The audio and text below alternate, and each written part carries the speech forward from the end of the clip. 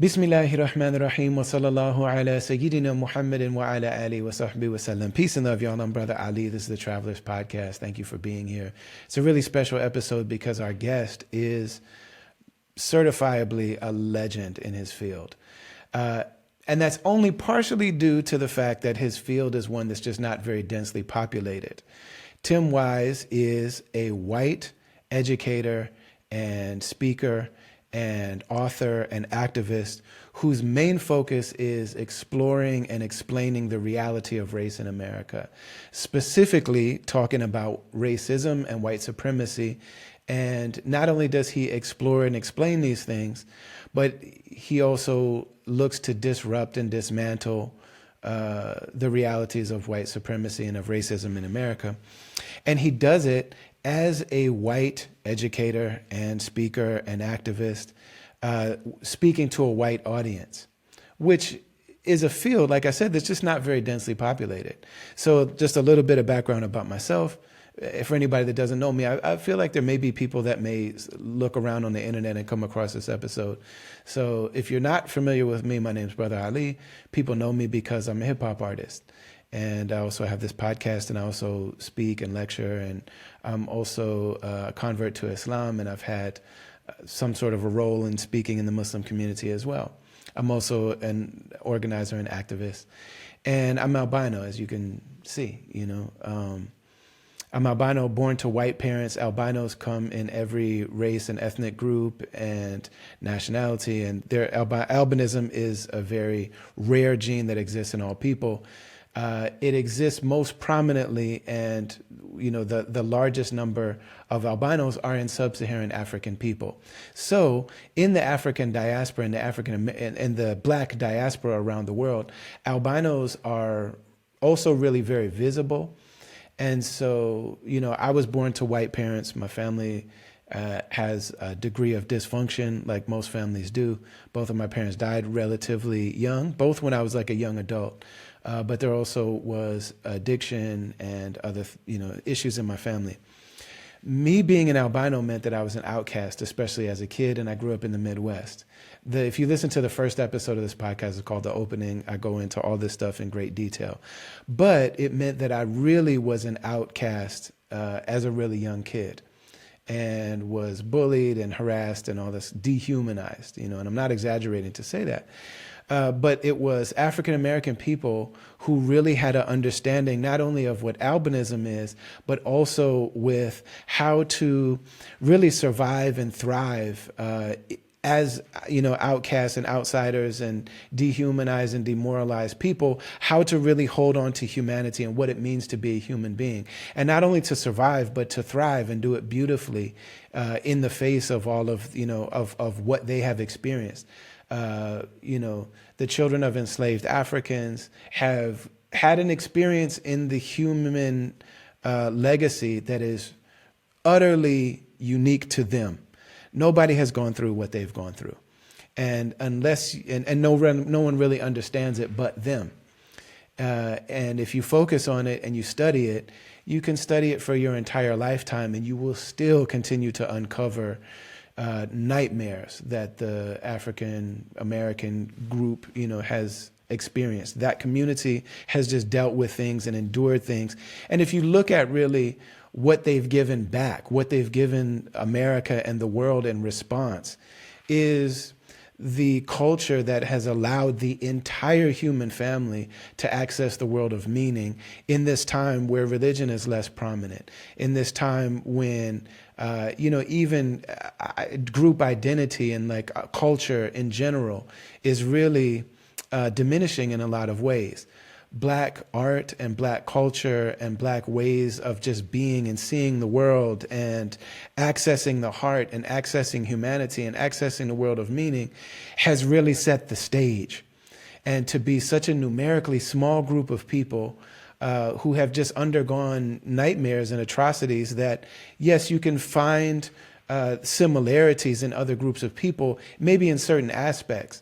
But in terms of what the children of enslaved Africans have experienced in the most rich, prominent, dominant country in the world over the past many centuries is very unique. and what they've given back is very special.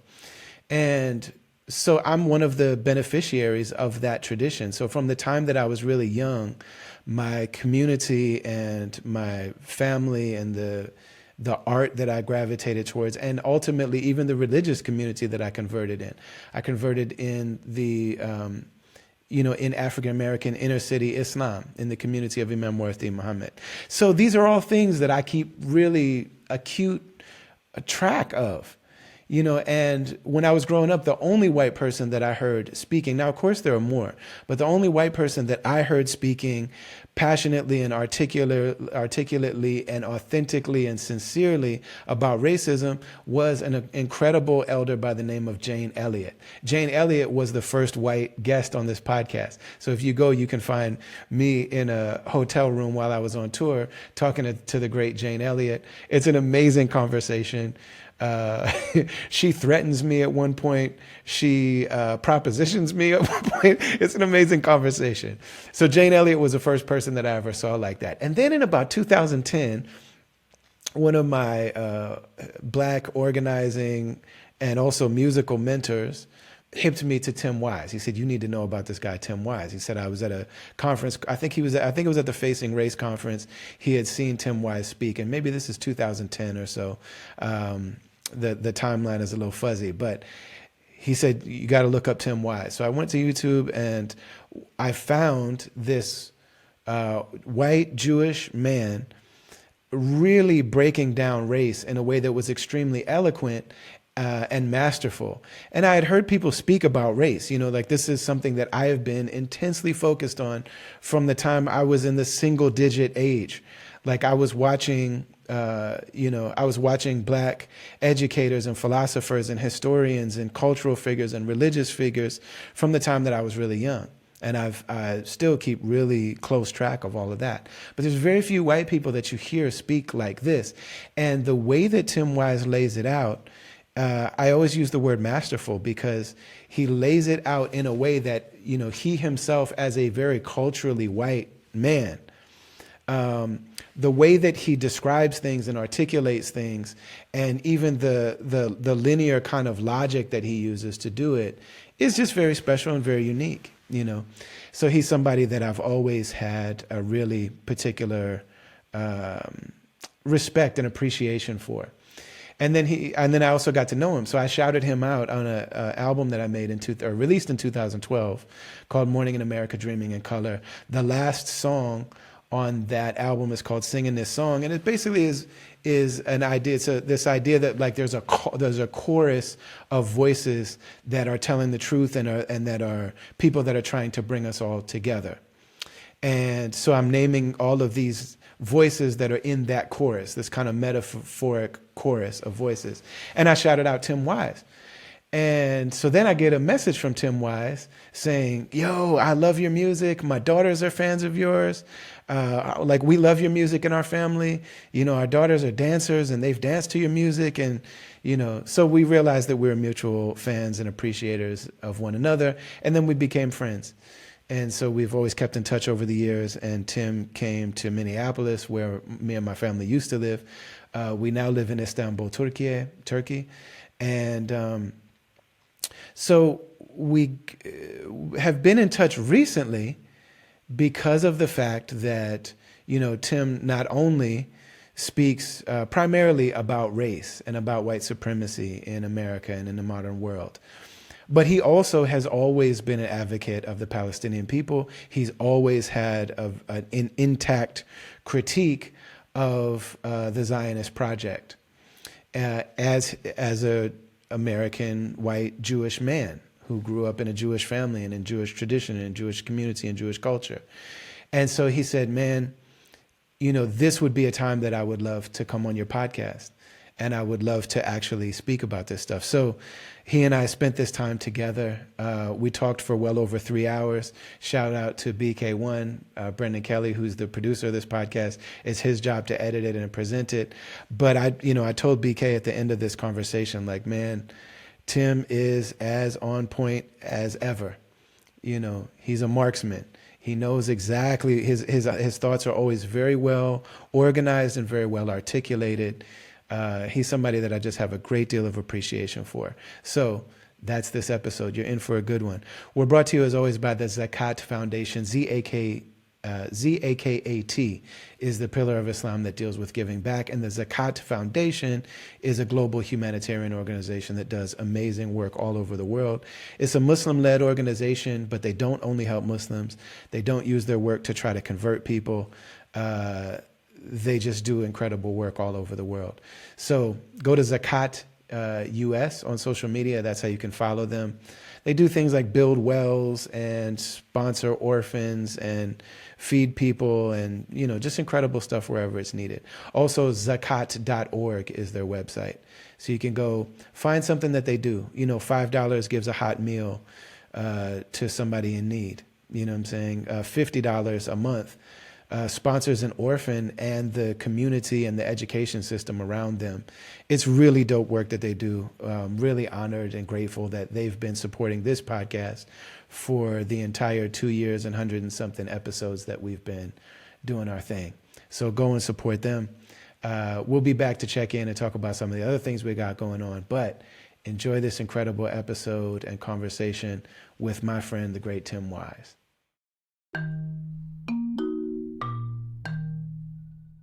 How are you, man? I haven't seen you in And a few it has years been a now. long, long time. It has been since we sat in that restaurant in St. Paul, right? We were at the Cajun place, at the Creole Yeah. place, eating crawfish or whatever, shrimp, whatever we were eating. I don't remember, but it was good. It was good. So that's actually the owner of that place is like a really beloved restaurateur in the Twin Cities named Sami Yeah, Wade, and he's yeah, Palestinian.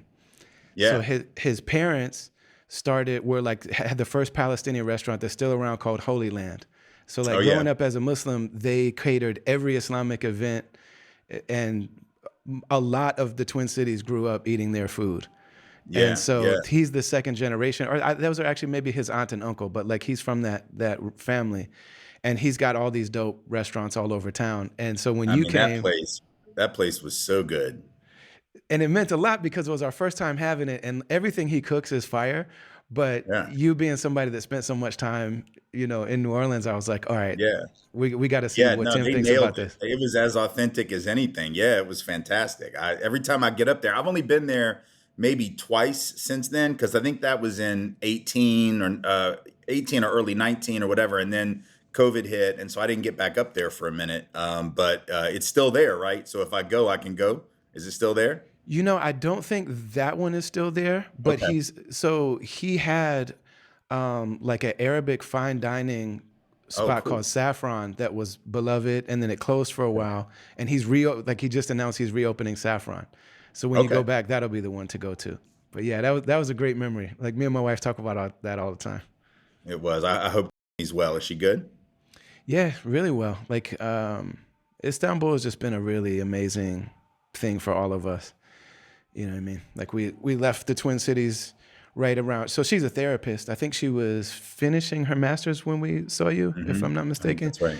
Yeah. So she's been a therapist for several years now, and she is just now ready to take her exam to do private practice. That's So cool. That's cool. yeah, Well, having just come from therapy, that's just where I was. So I have great love for all therapists and those who go to it and those who provide it. I have great love for that. yeah, man, it's a really interesting time. You're somebody that I learned about maybe around 2010. And you were the person that in the early days of things going viral. I think like you and I were we're in the early days of something not necessarily being mainstream, but people Yeah, liking it and sharing it, and you could go viral yeah, before the social media days. And so my music caught on like that, and then you also caught on like that. And then there was times where we would see you on bigger news services kind of a lot, hmm, and you were the white man that told the truth about race, without a beat playing. yeah, yeah, You know what I yeah, mean? yeah. Educator, Right, author, right, right, activist, right. speaker, and you were speaking about those things in ways that I had never seen or heard somebody speak before. And so both of our careers are like they mirror each other in a lot of ways, I think, Yeah.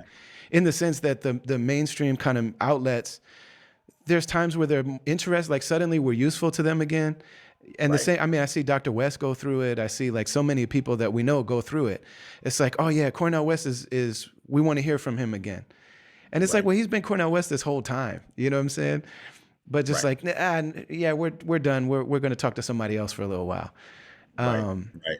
Well, that happened during, I mean, during the post George Floyd uprisings, that all of a sudden me and there's like a stable of us, that do this stuff at a prominent national level, who all of a sudden everybody wanted to talk to.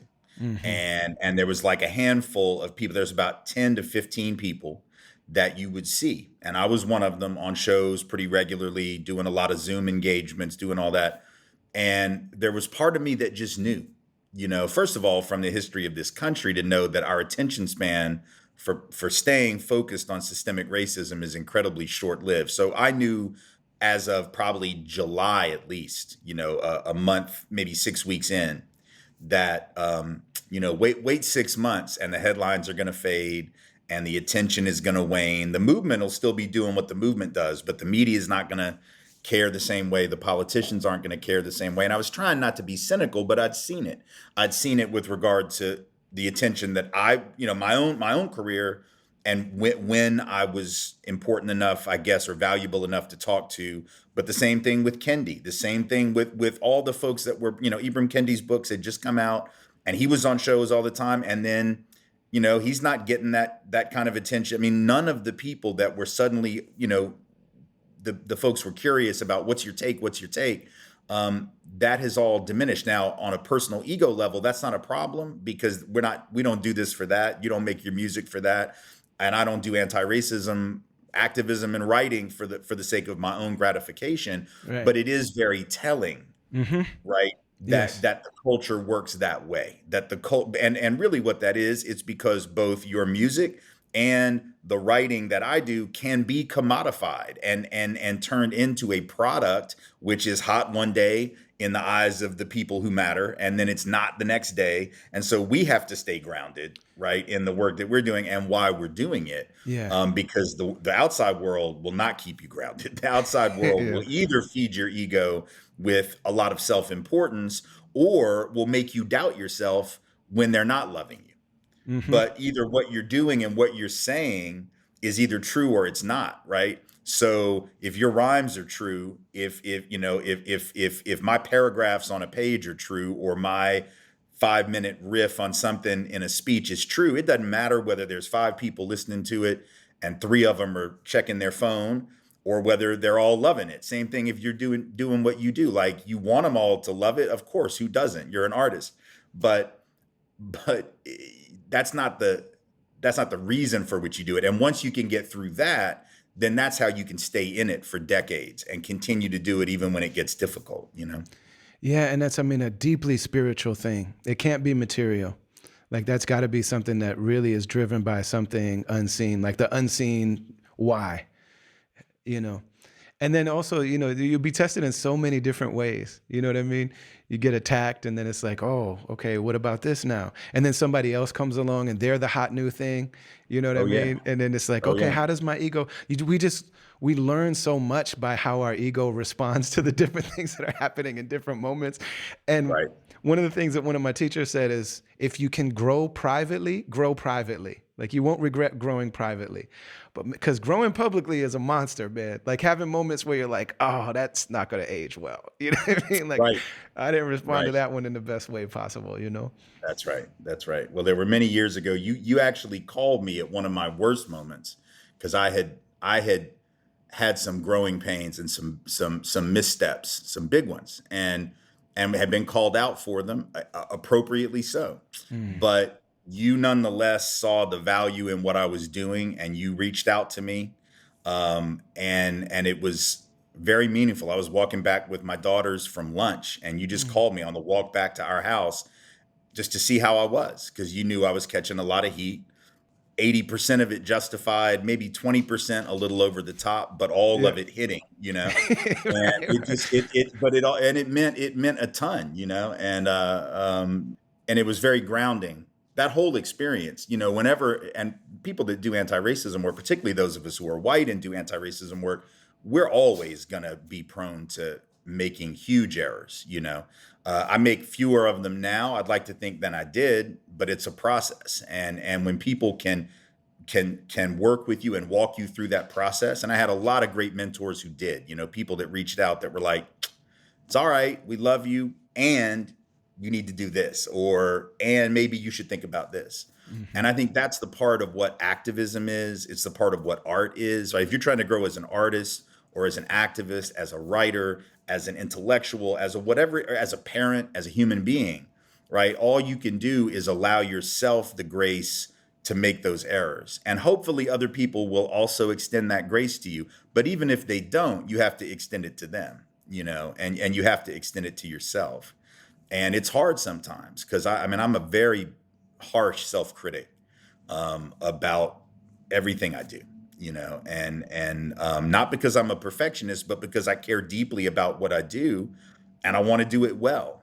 Yeah. Because I know as a white man, if I do it badly, I'm not really the one that pays the price, right? If I do anti-racism work badly in the United States, it's black and brown folks that pay the price, right? If the anti-racism movement does things badly, the targets of racism are going to be the ones who pay the price. So I'm always cognizant of it, and hope to remain. There's a certain humility that comes from that, and once you can be humble about your own, and it's hard, right? To be humble sometimes if people are applauding you, right? Like if you're on stage, I'm sure it's the same thing. I mean, there's nothing more intoxicating than a standing ovation, man, and people like singing your lyrics. I mean, I'm sure. I mean, come on, that has got to be a mind blowing experience. So to be able to remain humble in that is not easy. Or if I get up and give a speech in front of 1,000 people and get or 2,000 people get a standing ovation, it's like, that would be really easy to let that become a really big deal. And it's only when you have people in your life who will call your BS, right? And will remind you that you put your pants on the same way, and you burp, and you do all Right. the same things that everybody else does, Right. that helps you not get too wrapped up in it. Hmm. I think sometimes that is the problem with activists, is that because we care so much about injustice, we think we can't sit and reflect on our process, right? Because we don't have time, because people are suffering, and therefore we got to do something. And I get that. That Yeah. impulse is very noble, but it's also a really good way to get burned out and to be constantly frustrated if you don't give yourself the time to really grow and to think about the way you're doing the work. It's interesting. Like one of the things that I relate with also is that, I mean, some of the greatest have shown you love and have co-signed you. And I've had a similar experience where, so you got Angela Davis, like, yo, you need to check Tim, like, you guys need to listen to Tim Wise. So that I know what that feels like, because I still get tweets all the time. People like, who are you, Chuck D, who are your favorites? And I'll see my name in Right. there sometimes and just like, golly, Right. like, what is this? But those are Right. also people that can give us advice. Um, but as a white man doing the work, did you or do you have elders that you could see that are in that have been in your circumstance? So of course there are activists and organizers. Of course there are people taking stands and telling the truth. But in terms of having that kind of like national notoriety, were there people that you could look up to in that? Yeah, I mean, I learned from some people who I think were, I was in New Orleans when I started doing anti-racism work, and the people that were my mentors, my closest mentors, were the People's Institute for Survival and Beyond, Mm. um, and then the sort of white offshoot of that, or the component of that, was called European Dissent, Dissent, and they were great mentors, and they had all gone through a process of figuring out, like, what does it mean for the white folks in particular, what does it mean to step into this space and to do anti-racism with black and brown folk, particularly with black folk in New Orleans. And they had had plenty of stumbles and plenty of mess ups. In fact, I knew about some of the mess ups before I really knew them. Like their mess ups preceded them, you know. And I remember hearing the horror stories, or what I thought were the horror stories. And I remember being real judgy about their mistakes before I knew them and Right. before I started making my own, right? And then I got to know them, and Yeah. I started making my own mistakes, and I was like, man, I love these guys. You know, they're actually wonderful because they taught me how you can move through those errors and those anxieties and those moments of doubt and self pity and self hatred and recrimination and all of it. So I did have some really, I was very, very fortunate to be in that space at that time, because I think if I hadn't been surrounded by a group that was so intent on stressing accountability on the part of white folks in the work, you know, what does it really mean to be accountable? And none of us have a perfect answer about that. In fact, you might get 50 different answers from 50 different people, but at least if you're thinking about it, at least if you're thinking about like, what does it mean for me, let's say, as a writer, to be accountable to communities of color who are bearing the brunt of racism? What does that look like? What does it look like for me as a speaker? What does it look like for me as a community organizer, which I was at one point in that process? And for each person, and for you as an artist, it looks different. Accountability for everyone in the movement, whether they're a person of color or a white person, whether they're, regardless of all their different identities, accountability always is something that is going to look different depending on your role in society, right? So, like a doctor is going to have a certain accountability vis-a-vis the issue of racial inequality in medicine and healthcare, right? That's going to be a specific role.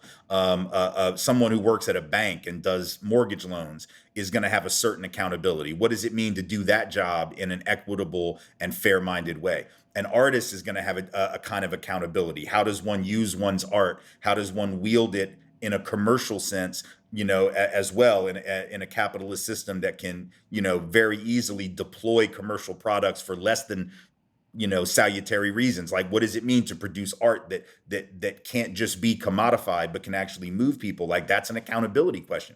And as long as we're thinking about that, there's a certain humility that gets baked into the process. I think the problem comes when we don't think we have to be accountable, Hmm. because we just say like, well, the truth is the truth. So we just have to say the truth. Yeah, that's important. It's important to speak your truth, but there's also something, if all you're doing is speaking your truth and not asking like, who is this truth for? Then it's very navel gazing. It's very narcissistic. Really what it is I like the sound of my voice, right? And so I'm just going to speak my truth so I can hear how brilliant I am. Yeah. If that's why you're doing it, there's no accountability in that. And so you have to always be thinking about it sort of like an organizer.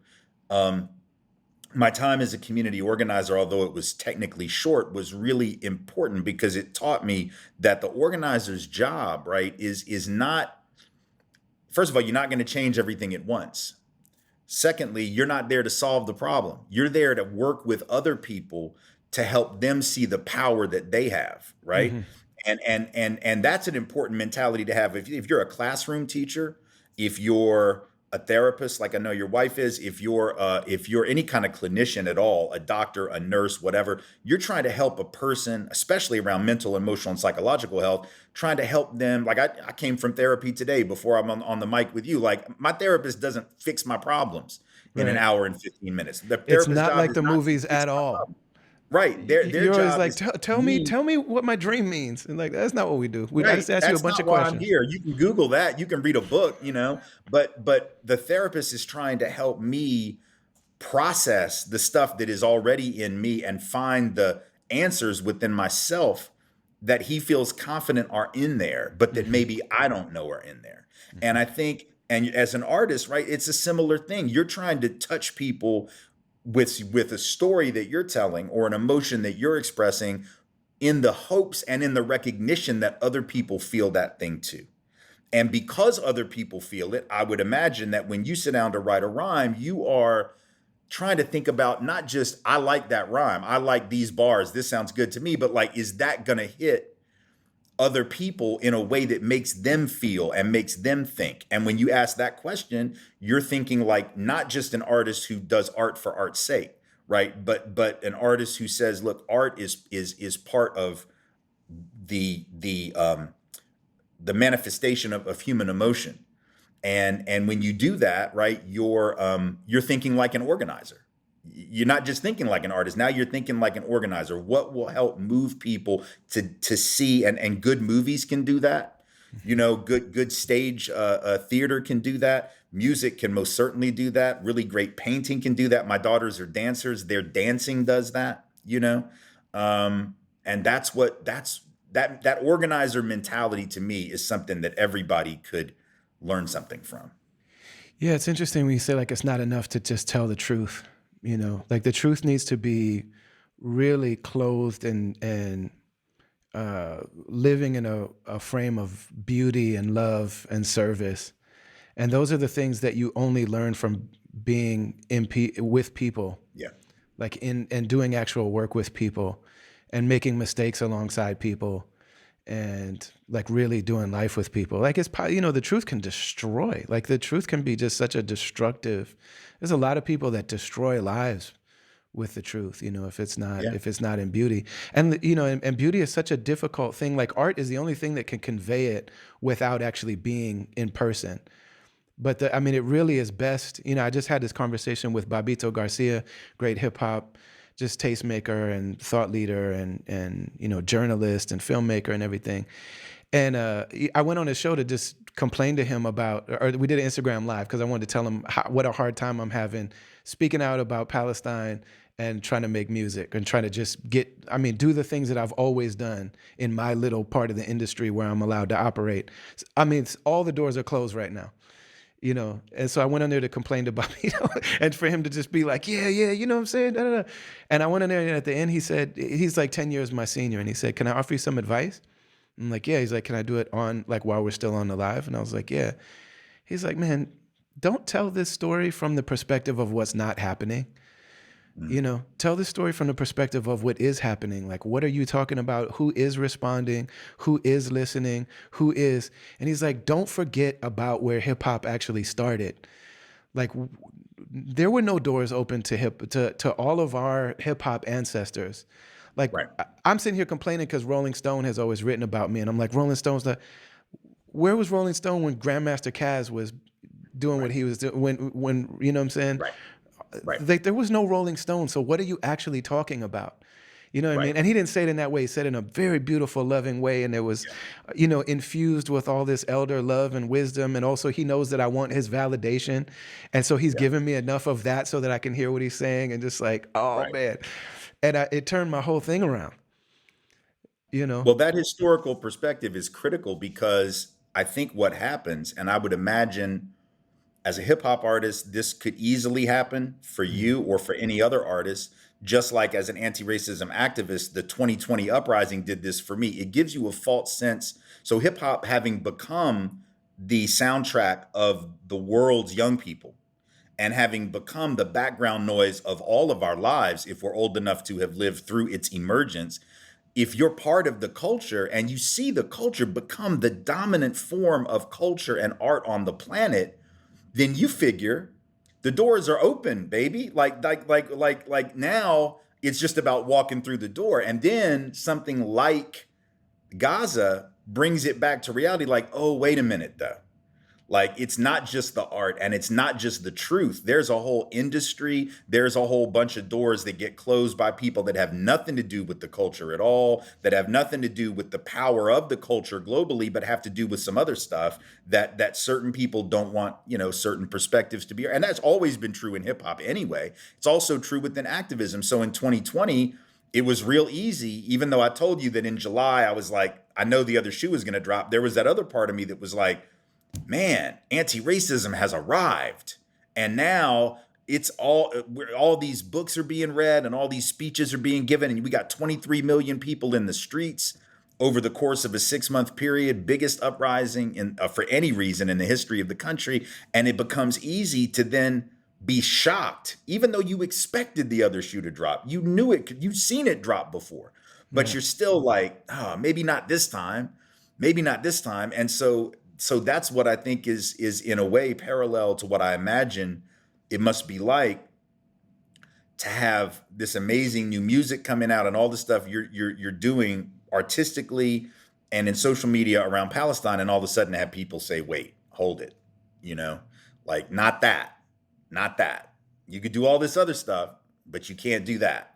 Yeah. And it's just a reminder. It brings the artist back to earth. It brings the activists back to earth, that there are still systems in place that are more powerful today. They may not be more powerful tomorrow, but as of today, they are more powerful than we are. So we have to figure out how to harness our power to, I mean, actually, I'd say they're not more powerful than we are, but they know how to actualize their power better. Hmm. They've been doing it a long time, right? And so the people who have certain views about race, they've been doing it for a long time. The people that have certain views about sex and gender, about sexuality, about religion, about whatever it is, right? There are narratives in place. And if we're trying to dislodge those narratives, we have to be prepared for the cost of it. And it's when that cost is imposed on us. And for me, the last couple of years, it's been imposed in not quite as extreme as what you're experiencing as a result of the bombardment of Gaza, and you're speaking out about it. But after 2020 here in the States, this movement to basically ban critical race theory, ban Hmm. any kind of equity conversations in schools, have led about half the states in this country will not bring me or anyone who speaks about the stuff that I speak about to talk. Half the states are basically scratched. We just can't talk about that. I've had multiple engagements canceled since October just because they were afraid I was going to talk about Palestine. And they're right, I was going to talk about Of Palestine. course. But I mean, it wasn't going to be my core talk because I was being brought in for something else, but I wasn't going to ignore it. And Hmm. they were just like, we can't deal with that right now. It's too hot. We can't deal with it. And I'm not the only one. I have talked to a lot of people who have had engagements canceled because of either a fear over touching on the Gaza subject and the slaughter of Palestinian people, or not even that. It might just be, oh, it's a DEI thing. I mean, DEI, we used to joke about DEI, diversity, equity, and inclusion. We were like, what kind of weak tea is that, man? That's like a Lipton tea bag you just dunked in some water. That's not, I mean, that's not even real stuff, is Right. what we used to say. But now I realize, oh, for some of these people, that stuff was like, overthrowing the old order. And Yeah. and although I think they're exaggerating, I have to be mindful of the fact that even the basic stuff, even the most basic criticism of white supremacy, even the most basic criticism of Israel, even, I mean, forget the issue of whether or not you condemn Zionism as a whole or not. I'm an anti-Zionist Jew and have been since I was a kid. But even if you're not, even if you just speak out against Netanyahu, which is like low-hanging fruit, like Yeah. really low-hanging fruit, Yes. but Yeah. even that, people will look at you like you're not a child of God. Like they, and condemn you, call you anti-Semitic, or if you're Jewish, call you self-hating. Like that's where we are. Even the most basic stuff is now up for debate in a way that, is very frightening. Because I thought some of those battles had been won. I thought the diversity battle had been won. Like, okay, on to the next thing, which is equity, right? Hmm. Hell, the diversity battle hadn't been won in the minds of a lot of people. I thought the Netanyahu is a fascist thing I thought that had been settled the first time he was in office. I guess not. Like now I'm starting to realize that all the stuff you thought people understood, they don't necessarily understand. And that can be that can knock you off balance. I mean, it can be very disconcerting when you see that. Yeah. Where I see a lot of that, and one of the things that's really kept me like a finger on the pulse of like where a lot of folks are really are with this stuff is just the people that listen to my music. There are a lot of the people, and I think these people fall away with time, but especially when I was at my height, a lot of the people were just looking at the picture and they're like, that guy looks like me, and so it's good. And it's and it's much more artistically valid, and it's much more sincere, and it's much more genuine, and like this not and so we got a lot of those conversations. I love your music, thank you so much, because I hate that damn Lil Wayne or Jay-Z or like whoever the most Right, right, right, prominent right. artist was at the time. Yeah. Right. And it's one of the things that like we've always known, like there are people that like us for racist reasons Yep. and are not listening to what we're saying, and are not, it's are all of that is completely missing them. Right. And so that's as weird as that is, and as like disorienting as that can be, because then it's also that's another reason to not allow for somebody's response of what we do to determine our own idea of our work. You know what I mean? To feel like, oh, they're getting it. All these people that are saying what I tell them to say on stage is because we all believe in this. You start realizing, like, no, that's not necessarily the case. Right. But it has allowed, I think, haven't been surprised by any of these conversations, because somebody literally can listen to a Brother Ali record, an Immortal Technique record. There are Right. people that are listening to like stuff that makes my stuff sound like child's play, and they're listening to this music all the Yeah. time, and Yeah. still are just completely missing, what the message is. Right. So Right. that's been a really, in a lot of ways, a really good. And I'm also very grateful that so many of the people that listen to our music are like middle America, working class, white people. It's like Yeah. a pretty big part of the Sure. audience. So I wonder, Sure. in this time, like, I know I've always known about you. Since I've known about you, is one of the first questions that I had when I just became aware of you. Where's he at with Israel, though? Because that's, like the book that Mark Lamont Hill wrote, like everything except for Palestine, and Right. it's like, yeah, they're. So that's always been, admittedly, a litmus test for me. Not that Yeah. somebody's like out, not that I won't, include Sure. somebody in my world if they're not, but I've always known that about you. And Yeah. so I wonder, how is that informing, shaping, directing your work right now? Yeah, I mean, I appreciate the opportunity to talk about it. I haven't known how much and how often to insert myself, because I feel like Hmm. there are so many amazing activists and writers and thinkers, most of them not white and not Jewish, although there are plenty of white identified Jewish people doing amazing, incredible anti-Zionist work and Zionism critical work. Um, but I mean, the Palestinian voices are really the more important voices. The voices of those who have been the victims of a system of vicious oppression for so long are the most important ones. So I don't want to take up too much space, especially because that lane has not been historically the one that I have been planted in, Yes. obviously, in terms of my work. Hmm. But I felt I needed, after October 7th, I wanted to say something because I knew what was coming, right? I knew after 10/7 what Israel was going to do. I think everybody knew, right?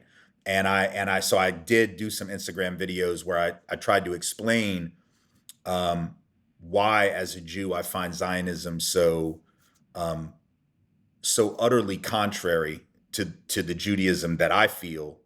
And I'm not a particularly religious person, but culturally and politically Jewish, but politically Jewish in the way that my great grandfather was politically Jewish, a Mm. great grandfather who refused to go to Palestine when he Ah, left Russia, who wanted to come to the United States, had no interest in taking someone else's land, not because God said so, not because Theodore Herzl said so. He didn't care about any of that. In fact, he was, like most Jews of his time, this is in the early 1900s, he was a member of the Bund, which was a labor faction, pro labor organizing party and organization that believed in universalism, that did not believe in the need of a Jewish state. Yeah, they looked at Israel, they looked at Palestine as a spiritual home of sorts, sure, right. sure.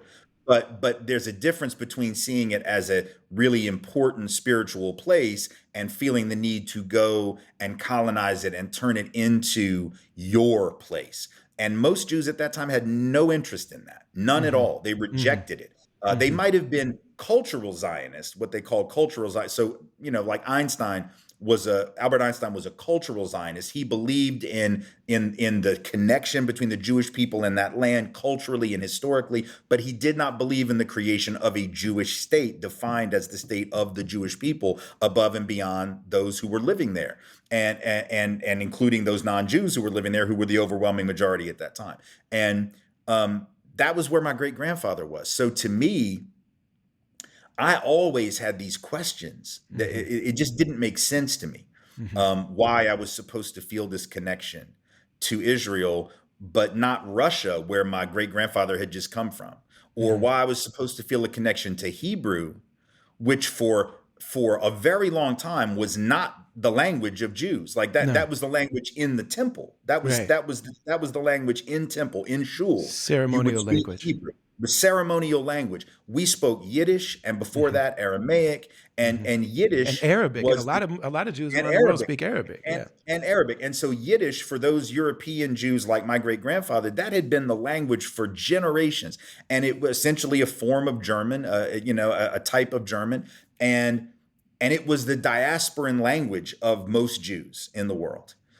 And I thought, and it's a beautiful culture. My great grandfather believed in Yiddishkeit, Yiddish culture, Jewish culture. But the problem with Zionism, one of the earliest problems I had with Zionism was the way that it looked at people like my great grandfather.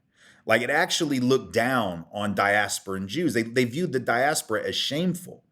Theodore Herzl writes about this in The Jewish State. And other Zionist thinkers wrote about sort of the shame of the diaspora, the shame of dispersal. This is even before the Shoah, and of course, in the wake of the Holocaust, there was a lot of shame too. For the first 20 years after the Shoah, most Jews wouldn't talk about it. Those who had survived and had family members who had survived, because they felt the shame, which is a whole nother, like, Jews are a traumatized people. We are a traumatized people. The problem being traumatized people traumatize people. And so what ended up happening was you had these people coming out of this long-standing, centuries-long, eons-long trauma, deciding that our trauma took precedence Yeah. over the trauma of others, including that which we inflicted. And to me, it just always seemed bizarre. So I've always felt the need to point that out, because I feel like not enough of us who are Jews historically have done that. Now, the great news is I'm seeing that now. I'm seeing young Jews under 30 are on a whole different thing. They're on a Yes. whole different thing. Gen Yes. X Jews, like I'm Gen X, and if you're Gen X, so you're late 40s or early 50s, it is very unlikely that you have done a lot of questioning of Zionism. I mean, there are some, just like there are some boomers who always questioned it, but by and large, we were sold it so strongly. My family was not ever Zionist, but the temple that I went to, they certainly tried to drum it into me. Mm. And I ended up dropping out when I was 13. I was a Hebrew school dropout. I'm like, I can't with this anymore. There are a lot of reasons. That was only one of them. I would love to say that was the principal reason I left the temple. That was only part of it, but it was among the things that was It's in the among the things community that of reasons. I couldn't reconcile. I was pretty hip at 13. I wasn't quite that hip, but I did know, like, there's something weird about the fact that every week I come to this Hebrew school and they're taking my tzedakah money, which people sometimes translate tzedakah into charity, but it's really more of a word about justice. Theoretically, it's supposed to reflect justice. They would take our quarters, put them in an envelope. And I remember asking, like, and we didn't have a lot of quarters. I was the broke ass Jew in the temple. So I didn't have a lot of quarters to share, but I would scrounge together one or two. I'd bring them in. And one day I asked the rabbi, like, what are we doing with the quarters? Like, what's the tzedakah for? And he's like, well, we're planting trees in Israel. I'm like, hmm? Like, wow. So you need my 50 cents or 25 cents so we can plant a tree in someone else's olive grove? Like, I'm confused. Why? Like, they got some trees. Like, why are we doing this? But then you would ask those questions and they would look at you like, like there was food rotting in the room or something. They just give you that look. So I've always tried to speak out, and every time I have, there have been consequences. First time I spoke out was about that. I was in college. I had just graduated college, and I had been involved in the anti-apartheid movement vis-a-vis South Africa from '87 through '90. And after I graduated, I was still in New Orleans, and I was writing for an underground paper, sort of alternative political paper. And I wrote a piece that fall, I guess, about Israel's support for South Africa, which had been Aha. significant. Like, they Dope. they had Yeah. armed the South African Defense Yes. Forces. They That's had right. collaborated with the intelligence services. They had sent shock batons to the South African police to use on black folks. And I felt it was worth condemning that, not only as an anti-racist Yep. and not only as an American, but as Hmm. a Jew. Like, it Yeah. was horribly offensive to me that this state that I'm supposed to pledge some form of spiritual allegiance to, if not literal allegiance, would be involved with apartheid, when, now, of course, the irony being they're practicing it too, but stay with me for a sec, because there's a Okay. process of my unfolding. The South African government, the first 3 or 4 prime ministers after apartheid was officially established in 1948, had been people who were, during World War II, locked up by the British because of their collaboration with the Nazis. So you have a government in South Africa that literally the first 2 or 3 or 4 prime ministers after 48 had been Nazi collaborators, and Israel is supporting a government that had been run by open collaborators with Nazis. To me, I just couldn't stomach it. But I write this piece, and literally that night, and I had never said anything publicly about Israel before. I would privately talk about it, but I'd never said anything public. That night or the next day, the rabbi at Tulane calls the house I was living in, which was like a press collective. We all worked on the paper together, screaming about, I wasn't there. I was at my girlfriend's house, but I get a call from one of the women that lived in the house with us. And she's like, Tim, man, the rabbi called to scream about your article. And I'm like, well, did he point out anything was wrong? Do we need to do a correction? Did I make an error? Did I make a mistake? And she said, no, he said that there was nothing in the article that wasn't factual, but that you still shouldn't have written it because, and these were his words, Jews should not air other Jews' dirty laundry. And I remember after that night thinking, well, okay, but that laundry's not going to air itself, right? So somebody has to do it. And I'm the one who knows where the dirt stains are, right? Because I'm in this. And so I feel like it is our obligation. It is just like it's my obligation as a white person to call out white supremacy. It's the same thing. It's just like as a man, I have to call out sexism and misogyny, right? Because I'm in it. If I'm not condemning it and speaking out against it, then to some extent I'm implicated in it because the system, whether it's white supremacy, whether it's patriarchy, or whether it's Zionism in Israel, can benefit me in some way. You know, these are those things that I do not just for Palestinian lives, not just, it's just like as a white person, I don't fight racism for black people. Right. I'm not out here fighting white supremacy to save black and brown people. Black and brown folks do not need white saviors. Palestinians don't need Jewish saviors. But I do think white folks need white folks to step up and save us from some stuff. That part. And I think we who are Jewish need we who are Jewish to stand up for a principled Judaism that has nothing to do with this political movement that literally stretches back just a little over 120, 130 years. Yeah. Like this particular political movement that we call Zionism is not the thing that Jews were dreaming about for thousands of years. It's not this.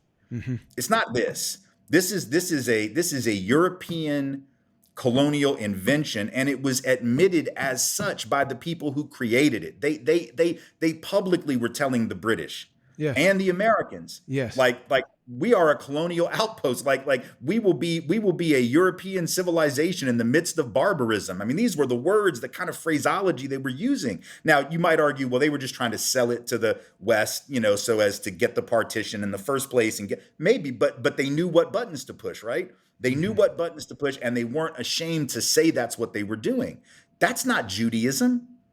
That's the farthest thing from Judaism. You know, so just like Islam can be hijacked and has been by people who claim to act under its strictures, just like Christianity has been hijacked, right? So has Judaism. To me, I want my Jewish brothers and sisters to reflect the principles that I was taught were important for Judaism. Those were the principles that kept my Jewish family alive. It wasn't Zionism that did that. It was their faith and their belief and their heritage and their belief in the maintenance of their heritage and their customs and their traditions. That stuff is really important. And Zionism basically says, forget all that and let's subordinate that to a political project that is about power. And I don't understand how that can be conflated with Judaism. And when it is conflated with Judaism, all Jews are unsafe. I mean, this is the great irony of what Israel has done. Israel is not just destroying Palestinian lives. Israel is making Jews unsafe all around the planet by what it is doing. That's not to say that Israel's actions justify anti-Semitism. Of course so not. I don't want anybody to get that twisted. I'm not saying Absolutely. that. But the reality is, it is a predictable response. Anti-Semitism is already a weak-minded philosophy. So if you got weak-minded people that are given to seeing conspiracies anyway, right, and assuming that the Jews are running everything, if you already got people that are on that tip, and then all of a sudden you start acting, the state of Israel starts acting just like they say all Jews are, you can imagine some weak-minded people are going to try to put two and two together and come up with these ridiculously twisted assumptions. On the other hand, if large numbers of Jewish folks would be like, no, time out, this is not me. This is not us. We speak for us. You don't speak for us, right? If we started doing that, the whole edifice of anti-Semitism would begin to crumble. Because anti-Semitism is rooted in the idea that Jews are this monolithic conspiracy. Like, well, the monolithic you shouldn't think that. That's ridiculous to think it. But I can't control what you think. All I can control is what I say. All I can control is what I do. And if I say and do something that strikes at the heart of your conspiracy theory, I'm helping to break down anti-Semitism. On the other hand, if I just parrot what some dude in Tel Aviv says because he says it, and I'm supposed to listen to it, then that person who's given to thinking anti-Semitic thoughts goes, see, I told you, Yeah. rather than saying, oh my God, look, there are a lot of these Jewish folk out here, that are saying this is not them. So, I mean, I just think from just a purely self-interested perspective, Jewish folks ought to be concerned about what Israel has done to Judaism, not only what it has done, which is obviously much graver, literally graver for Palestinians and particularly children, but we're also strangling the best part of ourselves in the process. And I see it's the same thing I think white people do with racism. I mean, white supremacy's primary targets are black and brown, but the collateral damage of our affinity for white supremacy is we compromise our humanity. That's right. Right. Yeah. And men do the same thing when we buy into misogyny. Yes. We limit who we can be as men. Right. So it's always both and, right? No oppression only hurts the oppressor. Of All course. oppressions come back I mean, it doesn't only hurt the oppressed, it also comes back to harm the oppressor every time. And it's Every much time. worse because it actually, it's impossible to poison another person's soul. You could poison Right. their body, but your soul is the only one that you really have access to. And a lot of Yeah. times when you poison somebody else's body, uh, that person will actually have a new relationship with the soul and with the unseen, with the world of meaning. Whereas the person doing the poisoning, you really have to detach from the world of meaning. Like you have to detach from God to be able to harm somebody else like that.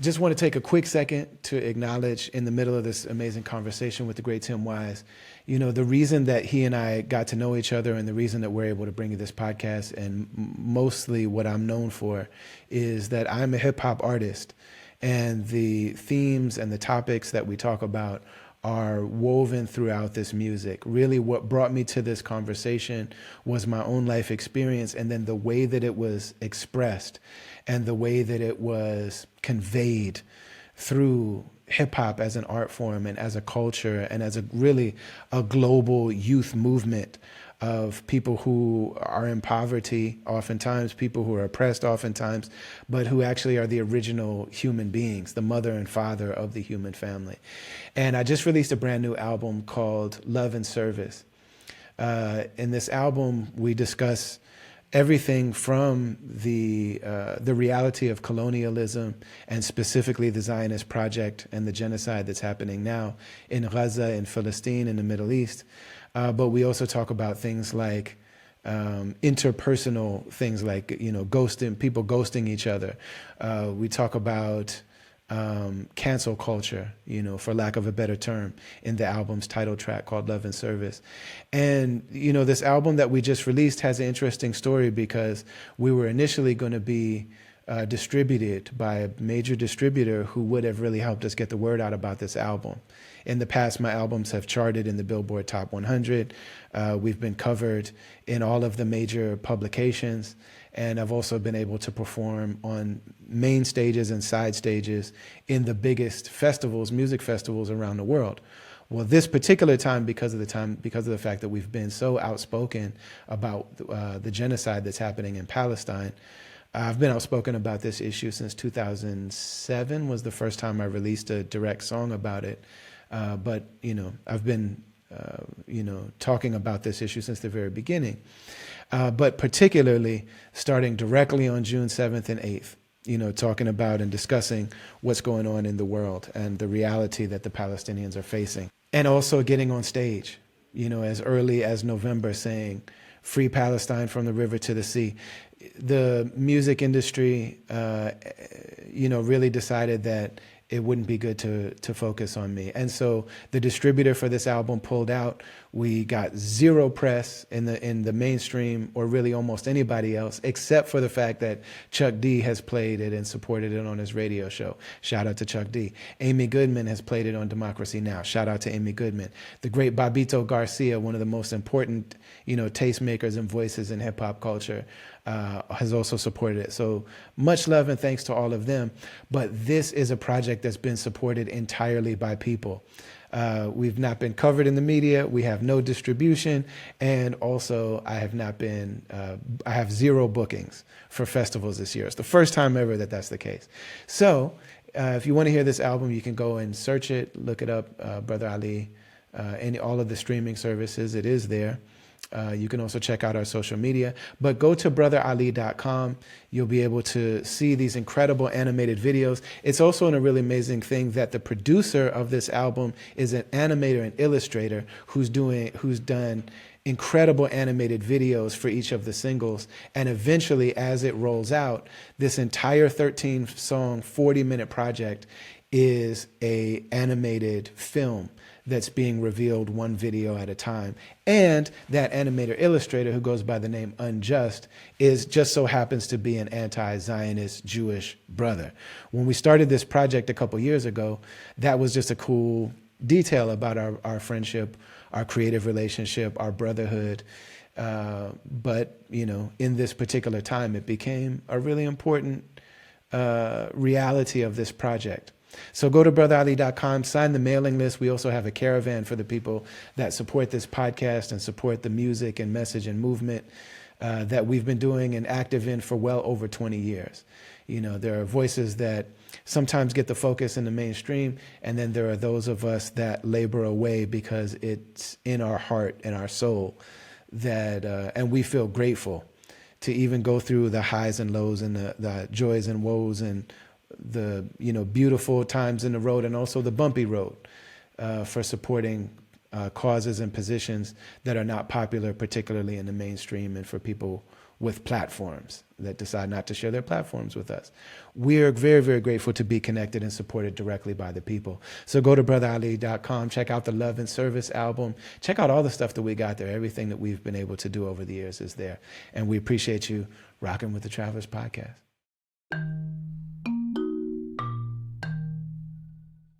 It's deep, man, like you saying what it means for you to speak in this time, because, for so long, me as a person, as a public person, most of the time I am in the dominant groups, like the politically and materially, and, in terms of the narrative and all that stuff, I'm in the dominant group. So usually I don't love the word ally. It's kind of like what you were saying about diversity and equity and stuff. It's like, my name is Brother Ali. I'm seeking to be a brother. So that's my framing, But I'm usually in a space where, so to use the word ally, not totally loving that term, but to be that, I'm usually in all of those categories. When we talk about Israel and Palestine, it's the first time where I very identifiably am not in the dominant group. Yeah. And so it's the first time I've really experienced what it's like to have a Gabor Mate and a Norm Finkelstein and a Sim Kern and a Tim Wise it's like, oh, that's what it feels like when somebody from that group tells the truth. And the other part of this one in particular is because of the fact that there is anti-Jewish hatred, violence, danger that's very real and very present, and that's a real thing that people live with. And so you want to be able to tell, as somebody that's not Jewish, want to be able to tell the truth about this, without it, in any way that I can control, contributing to people feeling like somebody came in my comments. I just interviewed Imam Omar Suleiman. I don't know if you've ever. I saw part of that. Yeah, I saw part of that. So he was saying that, and I wondered if you guys ever interacted, or maybe you might have known his dad. His dad was a teacher at a HBCU in New Orleans. He grew up in New Orleans. Yeah. David Duke came to their mosque and was like, "Hey, we all hate Israel, right?" And the people were like, I don't know about hate, but yeah, we really don't like it. You know what I mean? And his father, working for HBCU, was like, no, we know who you are. We know what you're actually doing. And he kicked him out of the mosque. Right, You right, know what I right. mean? And somebody came in my comments and was like, well, David Duke was right about Israel. A broken clock is right twice a day. And it's like, no, see, that's what we gotta we gotta, stamp that out quickly. We have to correct that Right, immediately. So right. the ability for me to like repost and retweet you and Sim Kern and Norm Finkelstein and like all of these Jewish voices that are telling the truth, it gives an opportunity for to be able to say like, well, this is not synonymous with Judaism. This isn't, look at these Jewish voices and the Jewish voices against, like when we're talking about white people that are, educators and activists and speakers about anti-whiteness, there's not many. There's not a lot of Tim Wises. There's not a lot of, there's not a lot of people that are really good at doing that. Whereas Mm. when you talk about Jewish anti-Zionists, there's nobody more passionate that tells the truth from within the community and diaspora than Jewish people. Like Right. it's like the level of precision and how articulate people are, the ability to articulate things very specifically and in a nuanced way, and also just deeply, authentically passionate about the subject. Man, Mm. it's the first time that I'm realizing from the other side of it, like, oh, this is what it's like when somebody tells the truth from within, and Yeah. it's extremely important. Like, it's actually given me a new outlook on what it means to be a public European American person. Yeah. The piece about being having to watch someone be an ally to you and yours is powerful.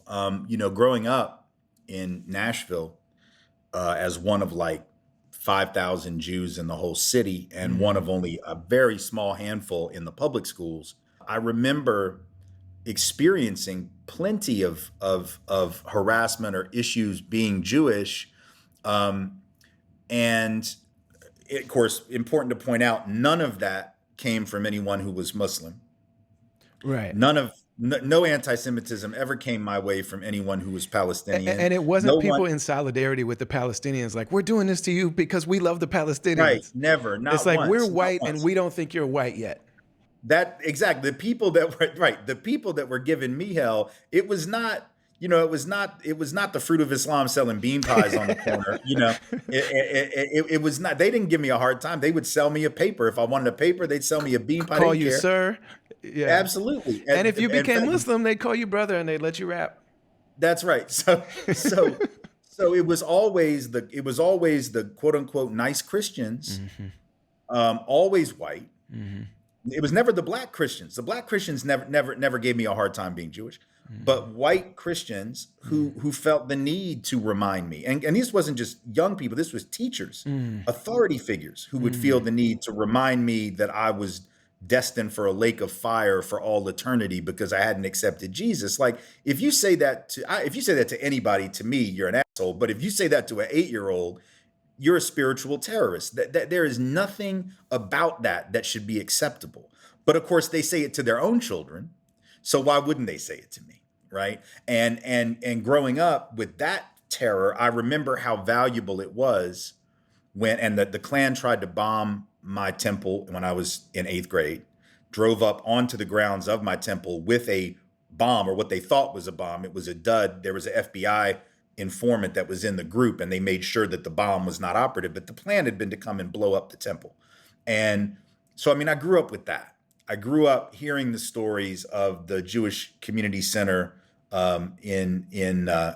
that was right across from where my dad had grown up being bombed in 1958. I'd heard all those stories, and then being in New Orleans, I was involved in the campaigns against David Duke and was dealing with death threats every day from Duke supporters. We would come into the office and we'd have bomb sniffing dogs for part of that time. We'd have cops there to like go through our mail, because we just didn't know what was going to happen. All of that coming from people who were supposedly good loving Christians. And so whenever another Christian would step up and challenge that, I felt very much the way that you might feel now when you see Jews do that around Israel and Zionism. I felt like, all right, see, that's what I'm talking about. That right there is what Christianity is to me. That was always really important. And so I think that there is something valuable about allyship, even if we don't love the word. And there's something valuable about solidarity. There's something Yeah. valuable about solidarity. Yeah. Yeah. And such a I don't know if I would say it's the worst part, but it's definitely in the running for the worst elements of being oppressed and being targeted and being unsafe is just the gaslighting of it all. It's Right. just the like, no, this isn't happening to you. You're Right. crazy. And in all cases like that, it seems like that's a very specific feature of this type of oppression that we're living under in this, society, that there's such a cover up job. And, to even just hear that truth spoken in public by somebody saying like, yes, I'm a part of this group, and members of my community are doing this, and it's not okay. There's just something about the just the validation of the truth of hearing Mhm. that, that it really does a lot to keep somebody going. I think about so oftentimes, people that are speaking about justice, especially speakers, educators, organizers, activists, there's this idea, and artists, there's this idea that people repeat a lot that I think sometimes we wonder if it's true, but they're like, you're preaching to the choir. Mhm. You know what I mean? Like, are you actually converting people, or are you preaching to the choir? But Mhm. I think that that's a really I don't think there's a lot of helpful stuff there in that idea, but I Yeah. do think that what public intellectuals and scholars like yourself and artists, what's possible there is to give some intellectual framework and some language, and what people like you are able to do is provide that type of framework for us to understand things better, and then also to help inform our own conversations and the way that we go about things. And so I'm curious, like, some of these things that I want to ask about, that I just would love to hear how you understand them. But then also, I probably will learn some nuance from hearing you talk about them. But so there's some ideas that may seem really, really simple to a lot of people, but I'm curious, and I think I'm not the only one to hear how you address those things. Is it okay if I Mhm. throw you some like Sure. softballs for? Okay. Sure. Sure. Sure. Of course. I mean, just even talking about the difference between, and I mean, this is on the most basic level, but the difference between Zionism as a concept and as a construct and as a project, and what it is to be religiously, to identify as Jewish, to be culturally Jewish, to be part of the Jewish diaspora. Right. To me, Judaism at its best always represented this acknowledgement of a universal connectedness of all beings. Now, for religious Jews, for observant Jews, just like for observant Muslims or Christians, that may be tied to a supernatural power, to a creator. But even for Jews, Muslims, and Christians who are not particularly observant, that can still be a universal connection that is humanistic, that is holistic, that is part of nature, that we're all connected, and we can see that scientifically in terms of DNA and the similarities of all of our biological makeup. Judaism was an expression of that, and that notion of universality. Judaism was one of the first expressions of that, actually. And so sometimes we get that twisted because there's always been that part of the message of Judaism, which I always struggled with as a young person, that notion of being chosen people, right? Because to me, that whole term always bothered me Hmm. because it seemed to be, not only did it seem supremacist, frankly, but it also seemed to contradict the universal values that I was learning in Hebrew school, or that I was learning about as part of the Jewish tradition, or that I was seeing in the way that Jewish folks had been involved in social justice movements, in the labor struggle, in the civil rights struggle, in anti-war struggles. Like, there had been a clear political component of Judaism that had nothing to do with Israel at all, that had to do with social justice in general. And so to me, that was what Judaism was. It was Hmm. universalism. It was fighting for the underdog, frankly, because we had been the underdog in so many of those European nations whence we were expelled, right? And so, having been the underdog, having been the oppressed and the marginalized, my understanding of Judaism was that I had an obligation to repair that breach, not only on behalf of my own people, but on behalf of all people. Zionism, on the other hand, took the notion of universalism that had been instrumental to Judaism in the diaspora and said, no, not really. And they did it for various reasons. I mean, if you read Herzl, in the Jewish state, he talks about Zionism as something Jews needed because the Gentiles will always hate us, and so we need our own place. And then B, very disturbingly, we deserve to be hated. Now you might think, oh my God, he said that? Yeah, actually, if you read the Jewish state, Theodor Herzl, the father of modern Zionism, believed that Jews were responsible for putting the seeds of anti-Semitism into Europe. He actually said that we had introduced the seeds of anti-Semitism into Germany. This was in the 1890s when he's writing. So he's saying that in effect they'll always hate us, but you can't blame them because we're sort of objectionable people. And in the Jewish state, he says, whenever we're in these countries, we either become the revolutionary proletariat, so they hate us because of that, or we become the money lenders and the elite, and they hate us because of that. So we just need to get out and get our own place. The problem with that to me was not only did it reject universalism, it also placed the onus of blame on Jews for anti-Jewish oppression. It seemed to me to be self-hating. The very same thing that was being said of me for critiquing it, right, is actually part of the language. And yet I didn't read Herzl until college. And it was in a political philosophy class that I actually sat down and read the Jewish state. And I'm like, wait, hold up. Like, I knew I had problems with Zionism, but when you actually read the philosophical godfather of Zionism saying those kind of things about his own people, to say nothing of his views of others, you start to realize that's not Judaism. That's neither Torah Judaism, nor Talmud Judaism, nor Temple Judaism. That's not any iteration of Judaism. That is a political power project based on the desire for land, the desire for power, and a certain degree of self-pity. It's just like it's a self-pitying thing, which is woe is us. We will always be victims because of course we will, because we're sort of bad people. So you can't blame them for hating us. So let's just get out of their way. Instead of saying, no, actually, my great grandfather, yeah, he lived through pogroms. I mean, my family lived through pogroms in Russia. They weren't victims, they were survivors of that mistreatment, right? They survived. Jews survived for thousands of years as this incredibly distinct minority, not because we had our own state, we didn't. Right. But because we insisted on the diaspora as an expression of universality, that we are everywhere. Yes. We are in this country, and we are in this, and we're part of your culture, and we're part of that culture. And the way our Judaism may show up might look different in America than it does in Australia. It might look different there than it does in Belgium. Okay, it's going to look different everywhere. But fundamentally, what we're saying is that we're part of you. And you're part of us, and we're all part of this thing together. And Zionism was basically saying, no, we're just going to remove ourselves from the universal equation. And to me, not only is that disturbing and anti-Jewish, that idea that we're going to set ourselves apart has never worked out well for my people. It has never worked out well for Jews. When we start thinking of ourselves as a special and different people and start acting as a special and different and separate and apart people, it doesn't work out well for us historically.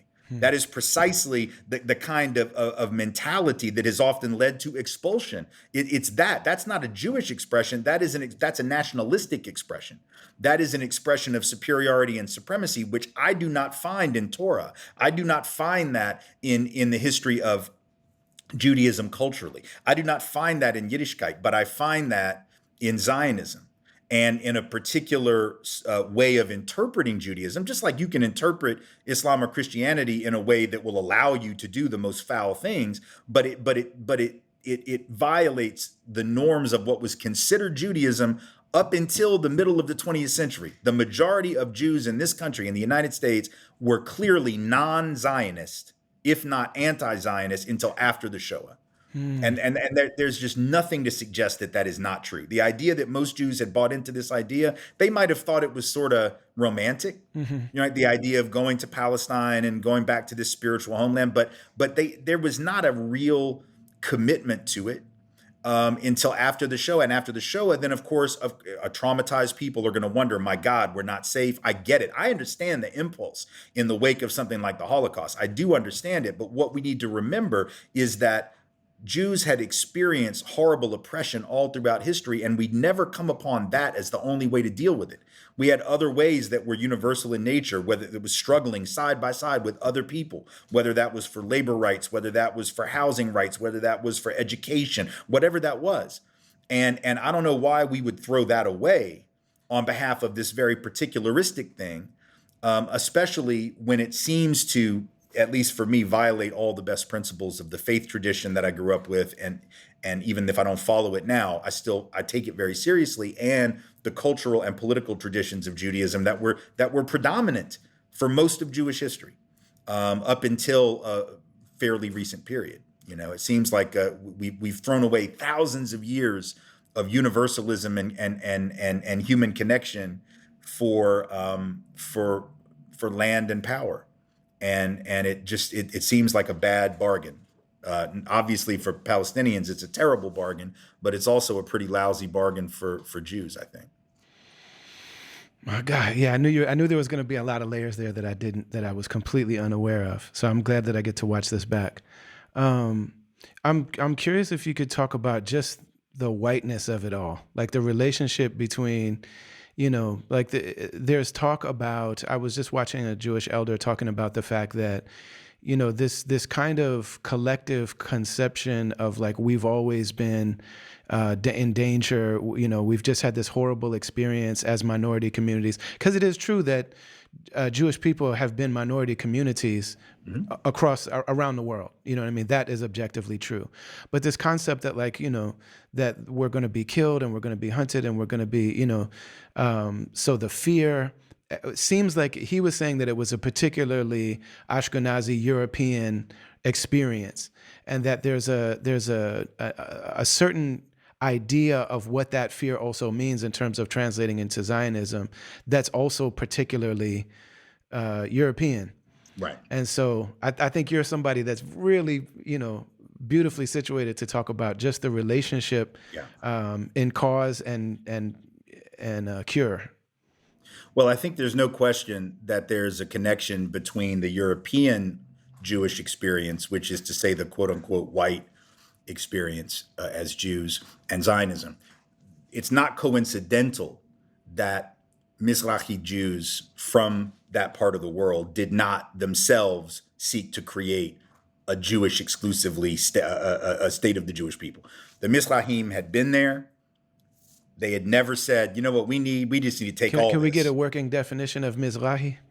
Yeah, Mizrahi would be those Jews who are North African or from that part of the world that we now call the Middle East, which I would beg to remind is still really North Africa. Yes, If you sir. look at the map, right, like I know we like to call it Asia Minor, but but if you look at it, it's pretty obvious where the landmass broke off from at some point, right?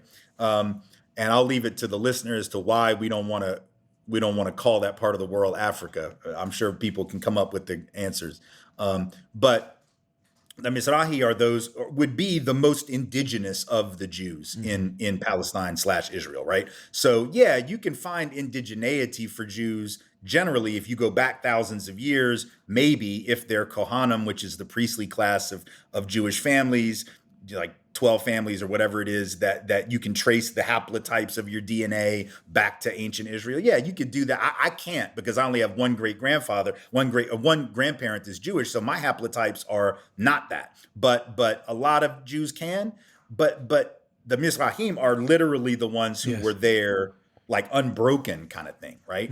For Ashkenaz and the Sephardic Jews who are Spanish Jews and a slightly different part of Europe in most cases, they, and especially for the Ashkenaz, their experience was formed in the fires of the Holocaust, in the fires of the expulsion from dozens of European countries, and the pogroms and the Inquisition and all of those European manifestations of Christian supremacy, which Which are also European, which are also unique to Europe. Like which are absolutely that's not European, right? Ethiopian Christianity. Not Coptic Christianity. It's not right. It is a particular kind. And likewise, the Judaism that morphed into Zionism was not Mizrahi, it was Ashkenaz. Not a coincidence. Why? Well, when Herzl and those early theorists are writing and thinking about the creation of a Jewish state, They are coming out of a European moment Mm-hmm. where colonialism is on the rise. Mm-hmm. We're talking about a period of time when, think about what Leopold is doing in the Congo at that time. I mean, tens of millions of black people being killed in the name of colonialism. You've got all of these European powers vying for, the US was not yet the superpower, right? We were not the empire yet in the 1890s. We were headed that way, but we hadn't arrived at that place quite yet. We were trying, we were ready to fight for the crown, but you had some European powers that had that. And because Herzl comes out of that, because those early Zionists come out of that, they are thinking as much as Europeans as they are as Jews, Mm-hmm. right? And I realize they're both. I'm not saying you can't be European and Jewish. That would be what David Duke would say. Right. But I'm saying Yeah, yeah. they are thinking with the white side of their identity at that point rather than the Jewish side of their identity.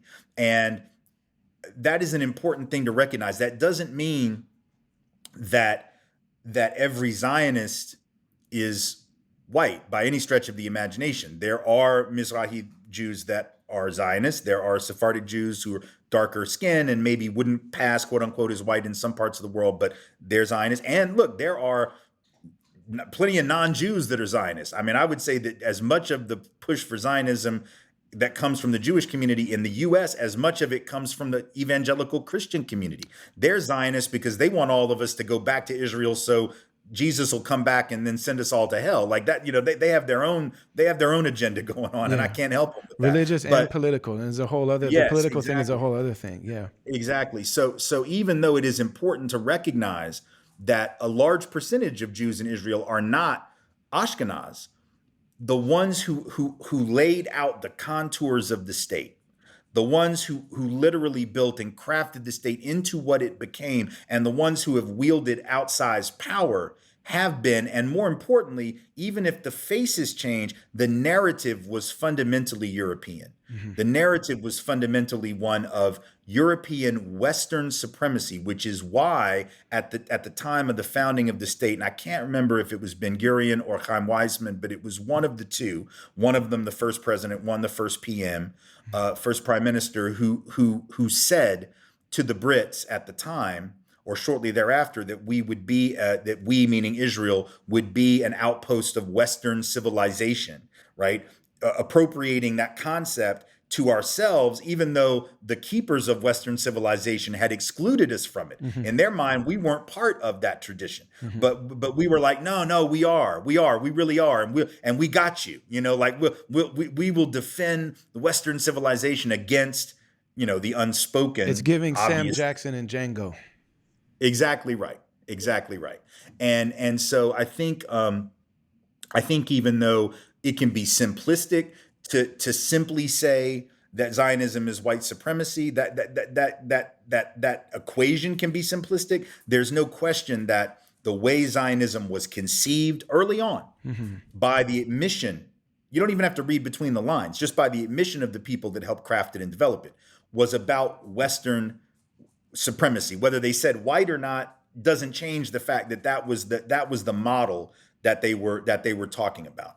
And so I think that is important for Jewish folks to grapple with, rather than do what we often do, which is say, well, but you can't say that because look at the Mizrahi, look at the non-Ashkenaz. Yes, I see it, but ask yourself, why is the structure of the state Yes. reflective of what the colonial powers were doing at the time the state was formed?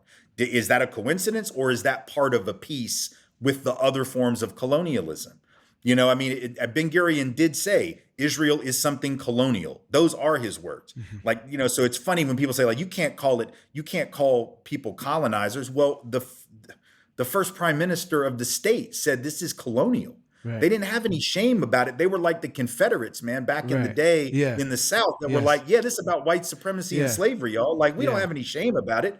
Now like they want to rewrite that it. 3/5 of a human being, that little pesky 3/5 of a human being thing in the Constitution. Right. We admitted it. We wrote it in. We said that. Mm-hmm. And Israel did the same thing. And so very much like you were talking about gaslighting, The U.S. has always, the South always gaslit, right, and said, "Oh no, it wasn't about slavery; it was about States' states' rights. rights, or it was about something." And now we're trying to rewrite textbooks, ban textbooks that talk about systemic racism, which is gaslighting at scale. And then Israel has done the same thing. Israel's story that it tells about itself is fascinating. And what was so fascinating about it was that even though there were always counter narratives from Palestinian scholars and folks that had lived through the Nakba, and that stuff was always there.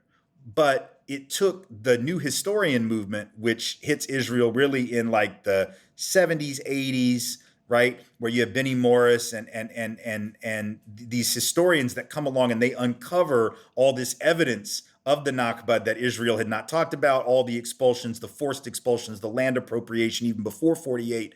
Um, and I'm not saying, and now those new historians, by the way, are mostly still Zionists, and it's important to point that out. They're not really anti-Zionist, but they brought forth a history that helped to correct some of the record, and they were all but run out of polite society in Israel. You couldn't say these truths. Even as a Jew, you couldn't say them. But Mm, it got a lot of attention. mm. People started, like, wait, well, you mean that thing we were told about what happened in 48? That's not quite right. Oh, interesting. Because they'd never heard that story. And I know that growing up, I didn't hear any of those stories. Again, unless you took the time to read someone else's narrative, which you weren't going to be encouraged to do, you wouldn't see it. So to me, it's not at all shocking when people compare Zionism to white supremacy because it does have those roots. That's not the only root that it has. Yeah, there's a eons long yearning to return to Jerusalem or whatever. I get it. I get it. But the idea of setting up a nation state, the concept of which did not exist at the time of our initial expulsion. Like we didn't have nation states the way we have now. So you Right. can't say that's what they were thinking about when they got Yes. kicked out the temple. You cannot say that was their goal, was a nation state with an army and checkpoints. Like to get, I mean, like that's just not, that wouldn't have even entered their mind. Hmm. They felt a connection, but it was a spiritual connection. And that's a very different thing than a right to take a certain piece of land. That is a colonial concept, and it was Europe that did that. So it is no surprise that it was European Jews that jumped on that train rather than North African Jews, right? Um, it's not a coincidence, basically. Can we talk about the weaponization of fear and just how much that has in common with whiteness? That we see like, stand your ground laws and where police are that, what we've seen over and over again is that it's defensible in court that an armed white person, a civilian or a cop can murder an unarmed black person. And it's enough of a defense to say, I was afraid. It's like, oh, you didn't Right, mention you were afraid. Sorry for the inconvenience. You know what I mean? You're free to right, go. right. Just the weaponization of fear, um, and then also it just really strikes me that how insidious that is and how difficult it is to argue with because fear is a very genuine human experience for people, and it's such a Yeah, moving target, yeah. but I'm curious what you have to say about that. Well, I think fear gets weaponized when it isn't processed, right? And I think I understand Jewish fear of anti Semitism. I understand Israeli fear over something like 10/7. I get it. It's not hard to understand how traumatic that would be. It's not hard to understand how traumatic having the Klan try to bomb my temple would be. It's not. I understand the fear, so I'm very empathic to those Jewish folks in Israel and around the world that are deeply concerned about anti-Semitism. Yeah. But the problem, I think, for those of us as Jews is we have not processed this trauma. In fact, what we have done in the West, and I will say in the United States in particular, is that we have been so busy sort of becoming white, Yes. right? That we started to believe. Uh-huh. We started to believe that we had permanent passes to the club, right? And as a result, we are gobsmacked that folks still actually, I remember after 10/7, folks were like, I've never felt this kind of insecurity before. I've never been afraid as a Jew in America. I'm like, where you been? Because I've been a Jew in America all of my life, and I've had all kinds of moments of fear. And the only reason that you didn't have any is because you never ever did anything that required maybe making someone upset. You never actually stepped out and I mean, it's like, Nazis want to, I get death threats all the time. Like when 10/7 happened, I had the day before that, 2 days before that, I'd gotten off the phone with the FBI agent that was calling to tell me that once again, some Nazi was wanting to kill me and my family. So when you tell me I've never felt unsafe, what you're telling me is, it's almost like during COVID when really non-oppressed white people would complain about having to wear a mask at the Trader Joe's, Yeah. right? And it would just be like, what do you mean I got to wear a mask? What do you mean I got to stand 6 feet away? Well, that's tyranny. Man, if you think that's tyranny, then Right. you have never experienced You got anything, right? Right? right. Yeah. Your life is good, man. You are in good shape. If that's the worst thing that happened to you Yeah. today, Yeah. you are in good shape. And I Yeah. feel like for a And lot of that was a Jewish folks, uniquely white male opinion. oh yeah, That was that like a was you didn't. uniquely white dude opinion, you know. Absolutely, absolutely, You and know. and with Jewish folks, I find for those of us who were Jewish in the wake of 10/7, if you've been fighting anti-Semitism, Mm-hmm. not from Hamas, from the church down the road, from David Duke, from whoever it is on your block. Like if you've been fighting anti-Semitism, then you know that that's part of it, and you got to stand strong, and you got to find your allies, and you got to find people that'll be in solidarity with you. But if you are stunned by it, that says to me that you got too comfortable being not the underdog anymore, see, but being part of the dominant group. And that's what I think differentiates younger Jews today from older Jews, right? The younger Jewish folks are like, look, we grew up in a country, talking now about the US, we grew up at a time when we weren't really the underdogs, yo. Like we're not really, that's not who we are. That's like we're not the ones that are on the bottom of the economic ladder, the socioeconomic and political power structure. Like, no, we're not running everything the way the Nazis say that we are. No, we're not in charge of everything, but we're also not the ones that are on the bottom. So why are our parents and grandparents acting like nothing has changed? That is good. In other words, Jewish folks have become much more part of the mainstream in Mm-hmm. the United States than we were, right? 30, 40, 50, 70 years ago. But there are still some folks in my generation and older that are acting like, oh God, like, Dachau is right around the corner. And it's like, look, there's real anti-Semitism right around the corner. I guarantee it. I deal with it every day. But you also got to deal with the other side of that coin, which is the part of the coin that says actually, like, we have become part of the power structure in this country.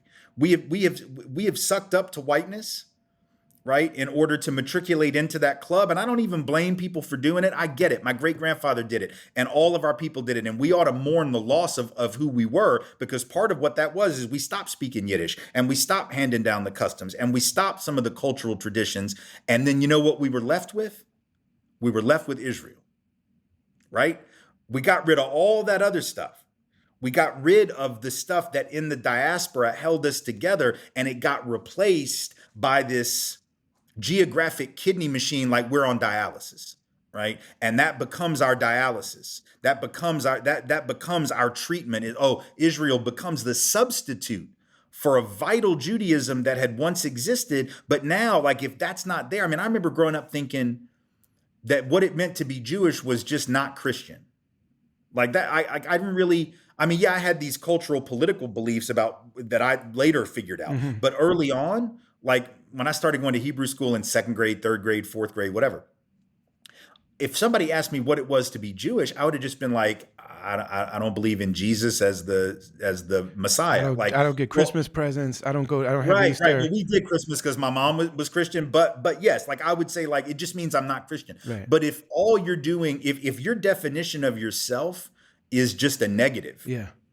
if it's just I'm defining myself by what I'm not, then you've lost something. Because my great grandparents and my fifth great grandparents from Russia or whatever, wherever they were, because I haven't been able to trace it all that far back, but whoever they were, they would have had a better answer to what it means to be Jewish Man. than just not Christian. And they would have had Wow. a way better answer Yes. than being Zionists Yeah. because they weren't Zionists. Yes. So it's sort of the same thing when white folk, when you ask white people, Yes.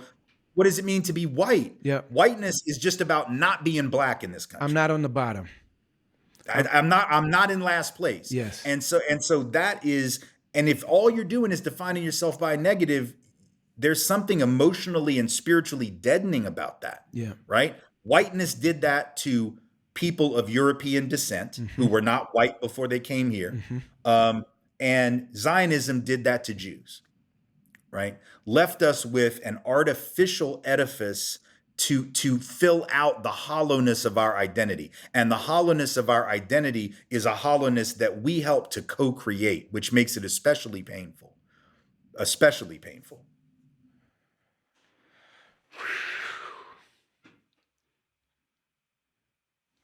Yeah, man. Yeah, I just had to let that breathe for a second. SubhanAllah, that's Yeah. amazing, man.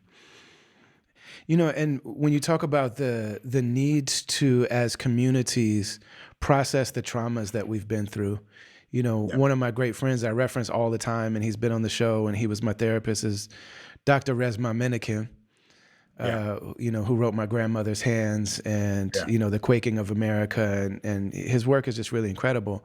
And one of the Yeah. things that he talks about is the need. He says, everything that white bodies did to people of color in this country was first done to them by other white bodies when they were still in Europe. That's right. And the fact that that was never processed, and the fact that those things were never dealt with, and so, what you're describing is exactly what happened with the broader kind of European experience and people coming to this That's country. right. There is a narrative for people who are anti-Jewish and who have this, these like stereotypical kind of tropes that the Jews control everything and the Jews control how we think, and they can, Yeah. there is also a reality that, there's some sort of like, forgive the term, but like golden calf, Yeah. with the conversation around Palestine. Like, I've spoken out about a lot of stuff, like we both have. For me, Yeah. I've seen people that, so when I did Uncle Sam Goddamn on Conan O'Brien, I was told, Yeah. like, unless you get really famous, you probably won't be invited back. Not because you can't talk about this, but just because people tune into Conan O'Brien to laugh. And like, if you're not famous, you don't get to really disrupt that. You're bumming everybody out. You know what I Right. mean? Or like, this is a music festival. We'd rather, we can bring in, we got other underground hip hop artists we can bring in that aren't going to insist on talking about the stuff you are. But Yeah. but the one issue when the faucet gets turned all the way off, you know what I Yeah. mean, is when you start to talk about. So this also is an experience that people are having, and I would really love to have a way of understanding that very specific connection to power and how that happens, so that we can dispel like this, this kind of like wholesale trope that like Yeah. Jews control everything. There is understandably such a revulsion at the experience of European Jewry during World War II at the hands of Hitler and the Nazis. That was the first time that people around the world were really confronted with the reality of genocide, right? Like, genocide had happened, but when Leopold was killing those 10 million folks in the Congo on behalf of the Belgian Empire, we didn't see that. We didn't have photos of that the same way. We didn't have video footage. We didn't have troops that liberated the camps the way, we had soldiers go into Dachau, go into Auschwitz, Right. go into Birkenau, right? So when you have these stories coming back, and you have images coming back, like, that confronted the world with that, and rightly the world was ashamed, right? Rightly the United States was ashamed that we Absolutely. didn't do enough because we turned boats away. And so after the Holocaust, you have the United States very much chagrined by its failures to save Jews, to allow Jews to come here to escape. And I think as a result of that horror, there is this intergenerational process that is starting to spin out now, because the memory of that is fading, and that is dangerous. The fact that the memory of that horror is fading is a dangerous thing, because when we forget history, we are more likely to repeat it, whether it's that, whether it's anti-black racism, whatever it is, right? Like, Hmm. we want to remember, but the thing is, after those first couple generations, let's say the baby boomers and the Gen X folks who grew up on never again, never again, never again, grew up on Holocaust films, Holocaust documentaries, books being written. Um, as a result of that steady drumbeat, I think there are politicians like Joe Biden and people in the Democratic Party, the older heads in the party. Because think about it, like, the party has a lot of older heads in it, Yeah. like a lot of people, like elected officials that just never know when to exit stage right, stage left, or just out the back door. Like, they just stick around forever, Hmm. and so they're still bringing that mentality, that was the mentality that they grew up on. That they were like, these are the biggest victims, Hmm. because in their life, you could make that argument. They're Now, the I could big, make the and they're the argument, biggest white victims. the biggest white victims, Right. that's an important, Newly white. clarification. The reality that there's a newly white aside, but like the biggest Yes, white, the the biggest biggest white victims that victims. we can readily identify with, because they come from some of the same places that we came from, Yeah. and they sort of look sort of like us, Hmm. and whatever, right? And so because there was that identification, Hmm. there is therefore a solicitousness that we have vis-a-vis Israel, that isn't about Jewish power. It's not about Jewish money per se. Not to say that AIPAC money isn't important in elections. It is. But that alone is not, like, if a politician actually thought that they were going to lose an election, they wouldn't throw it just to get the AIPAC money, because once they're out of office, that money's not going to mean anything to them. But they really fundamentally believe, for reasons of decades of propaganda, that they have some moral obligation to defend Israel. Then you get the evangelical Christians who will say, that God commands them to stand with the Jews, and da da da da da, and then they'll quote scripture for that.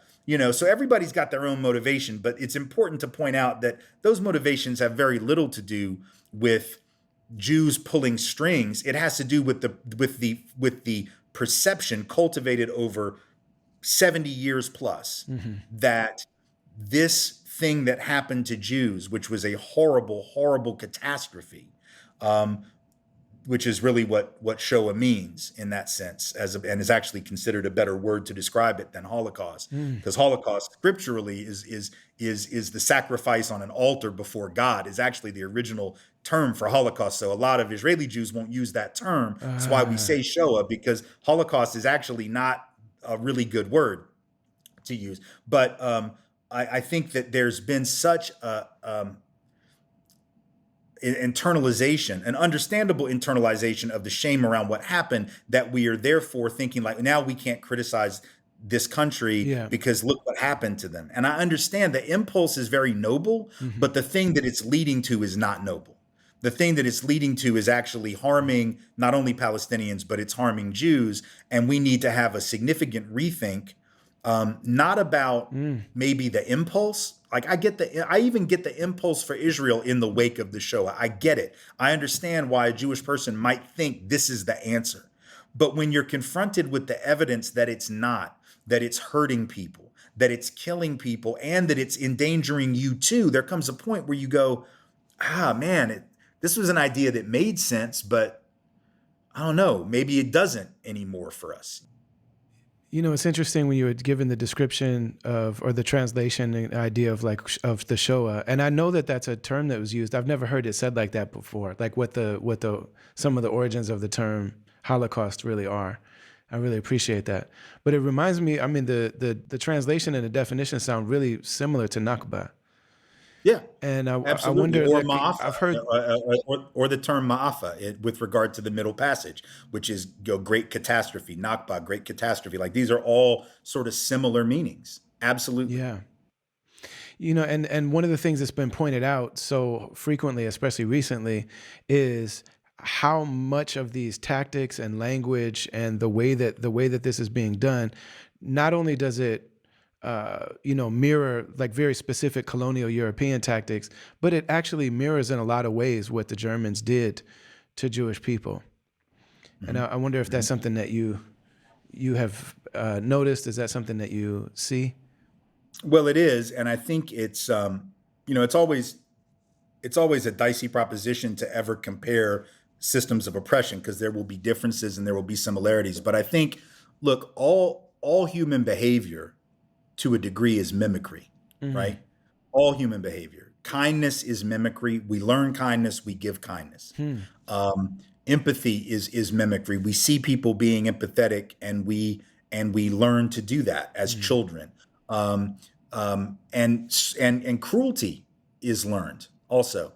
And so if I receive cruelty at the hands of the world or certain persons in it, if I receive cruelty at the hands of my family, um, it doesn't mean that I'll automatically be cruel. Lots of people go a different and better direction, but we know, and I, again, going back to therapy and psychology, like we know that hurt people hurt people. So if I have been traumatized, and look, Jewish trauma, and I don't want to overstate the case, because I realize right now in this moment, Palestinian trauma is the one that is the most dramatic. So I'm not trying to in any way overshadow that.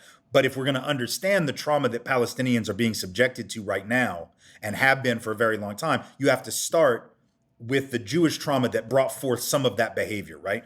And that trauma is the trauma of being hunted and hated and murdered en masse, and never being given a space to process how scary that was Mm-hmm. and how terrible that was. Like Mm-hmm. I said, for 20 years, really from the time the Shoah ended until Eichmann was hung.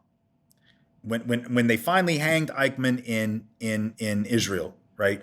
And when the movie Exodus came out, like, so really until the early, or when the book came out originally in the early 60s, that what, 15 years, 16, 17 years, there was not a lot of conversation in Jewish circles about the Holocaust. People didn't want to talk about it. They covered their tattoos on their arms, right? If they had been in a camp. It was something that was so shameful that it just was not discussed. Like, how could we let ourselves be marched to the camps? And that shame, you didn't let anybody do a damn thing. In places like the Warsaw Ghetto, you did rise up. It didn't work, but it was a hell of an effort. Like, you didn't just go quietly, but they were stronger. They had the guns, they had the weapons, and they had the will, and they murdered millions of us. And because we never had a place to go to work through how frightening it was, we became frightened. And that's why you said the weaponization of fear. It becomes easy to weaponize fear when the fear that you have been taught and that you have learned, understandably, is eating away at you, and you have no one to talk to about it. And then you want to be strong. So what did Israel do? Israel then decided, we're going to project this power, this sense of power and strength. So how did they do that? Well, the modern Hebrew movement was part of that, right? If we can recapture the language of King David, if we can recapture the language of the ancient antiquity and the greatness, and then we'll be a great people again. If we can have this strong ass military where everybody serves, everybody's got to serve in the IDF except the ultra religious, which is interesting. But we're going to have this powerful military, this badass Air Force or whatever, and we're going to show how strong we are. I think that was, and you see it today online, and some of these conflicts that have been happening on campuses, when some of the really vile stuff that has been said to some of the protesters, right? Like at UCLA, when those folks came and beat pro-Palestinian protesters up, some of the looks on their face and the things they were saying, and then other things you'll see on social media, it's so over the top performative, like Right. masculinity. Yeah. It's like this performative badassness. And as a Jew, I sit and I wonder, like, why do you feel the need as a Jew to Wow. project all this power? Mm-hmm. And the only thing I can think of is because what's the stereotype of Jewish men Yeah. that's predominant in the West? The stereotype of Jewish men, historically, there was a stereotype, anti-Semitic trope that Jewish men menstruated. Right? That was a common stereotype of Jewish men, that we were so What the feminized that we hell? literally menstruated, right? And so if you're a people that have been told that your Mm-hmm. men are weak and they're neurotic, they're all Woody Allen types, they're all nebbishes would be the Yiddish word that we would use for that, then what better way to prove you're not a nebbish, you're not a female who menstruates, God forbid, than to say, I'm going to be a tough Jew. I'm going to be a badass. I'm going to serve in the military. I'm going to get up in your face. Like, it's all psychological projection, and it comes from pain. It comes from not having a place to process trauma. And it just, and then of course, once that trauma is then brought to the lives of Palestinians, Mm-hmm. and they become a traumatized people, then yes, some of them Guess what they're going to do? They're going to turn around and murder people. Like this is it. There's nothing about this that is hard to It's understand the if you human understand condition. psychology. Hmm. It is the human condition. And so if you see what happens on October 7th and you go, how could that happen? How could well that's what traumatized people do. That didn't happen. You know, the worst thing that was said after 10/7 was that just came out of nowhere. Look, I condemn what happened on 10/7, but I understand it. I understand. I know where that comes from, Hmm. just like I know where the Zionist impulse comes from. Yeah. And all of this stuff comes from pain and destruction and trauma and a disrespect of human life. And so it comes from a mentality of disposability, right? So for anyone that killed some Jewish kid at a music festival in southern Israel, that person was disposable. But for the soldiers that go in and bomb a hospital or kill a child Or a zoo. or somebody at a checkpoint, that's also about human disposability. Yeah. What Hitler did was about human disposability. What Leopold did was about human disposability. All of it is about that. And at some point, people have to be brave enough and strong enough to say, I'm going to stop believing that people are disposable. And, it'd be nice if everybody would decide that at once. But whether or not my adversary is going to decide it, and I know it's hard for Israel and people in Israel and maybe even Jews in America to see their way to this point that I'm making, because to them, they might say, and they do say, Hmm. well, if they would stop shooting, we would stop shooting. But aside from the fact they can say the same thing, that's just circular reason. Like they can make the same argument. Well, when you stop, we'll stop. Well, no, when you stop, we'll stop. This is like a playground thing. This is like some beef you have on the playground when you're in fifth grade. That's not the way to run international affairs. The idea is if you want pain and suffering to stop, you have to stop creating pain and suffering, whether or not the other side does. Hopefully all sides will model each other when they begin that. But you have to be brave enough. And to be honest, the group with the most power, in my estimation, just on a moral and ethical level, the group with the most power and the most ability to inflict widespread mass pain has to be the braver of the two and go first. That's just me. I just think that, for instance, even though I would love it if Hamas never fired another rocket into Israel, that'd be great. But Israel has the disproportionate balance of power. We have to, not we, hell, they don't speak for me. We as Jews need to criticize Israel and expect Israel, not because we're superior, not because our morality is superior, not because we're trying to be better than the other side, but because if we don't start the process, it may not get started and everybody's lives will be in danger. It's about saying no matter what you do, I can't control you. Israel can't stop other people from hating it if they're going to hate it. Jews can't stop. I can't stop you from being anti-Semitic if that's your inclination. But what I can do is stop doing anything that is assaultive of human dignity, so that when you do come at me with that, I can tell you it ain't me you're looking for. Right. Right? I'm not the one. So you can feel that way if you want, but you're a fool. And here's how I know you're a fool, because we got, millions of Jews that are out here clamoring for the same peace that you want, the same justice that you want. We have to undermine the basis for anti-Semitism by our actions, even though we are not to blame for anti-Semitism by our actions, if that makes sense.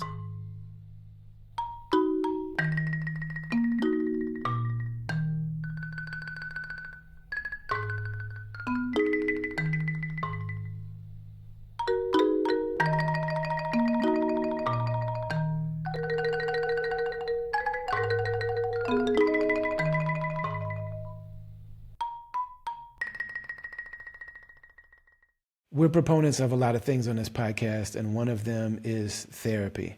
And people talk about therapy. There's a very weird kind of idea you can get about therapy, starting in movies and TV shows. Just the way that therapy is in movies is not what it's really like. Also, people have kind of appropriated the language of therapy on social media in particular, because it's really easy to learn some of those catchphrases and, make trendy viral videos, and even, unfortunately, to use some of that language to appear authoritative. And there are people who don't necessarily have training, who don't necessarily have accreditation, who don't really, because they don't have licenses, because they don't have oversight, because they don't have community, they don't necessarily have accountability. And so, maybe in a time when human beings were living a more natural life, we lived with our extended families, we lived with villages, we lived with our grandparents and our elders, and our lives were just much more connected to one another. And so therapy might not have been a necessity in the past. I personally have benefited a lot from therapy. And so it's something that I'm a proponent of. Now, I also am self-employed. I don't have a job. And I live in Istanbul. I don't live in America. So I have barriers to therapy. I can't just walk into a therapist office. And a lot of people are in the same situation that I'm in. Well, but my wife is a therapist as well, and it's difficult to access for a lot of people. She works at a really dope institution in the Twin Cities where we were living. And so she is able to offer community mental health that she can do as a Black woman, Muslim therapist, which is really dope. And she can do it online with her clients.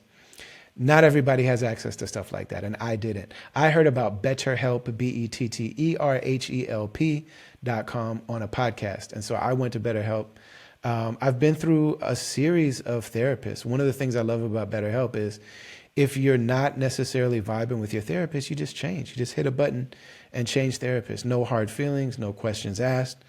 Ultimately, these people are here to serve us and to provide us an opportunity to talk and just to hear ourselves describe the way we see things and to ask us questions, to give us an opportunity to view what's going on inside of us from a different perspective.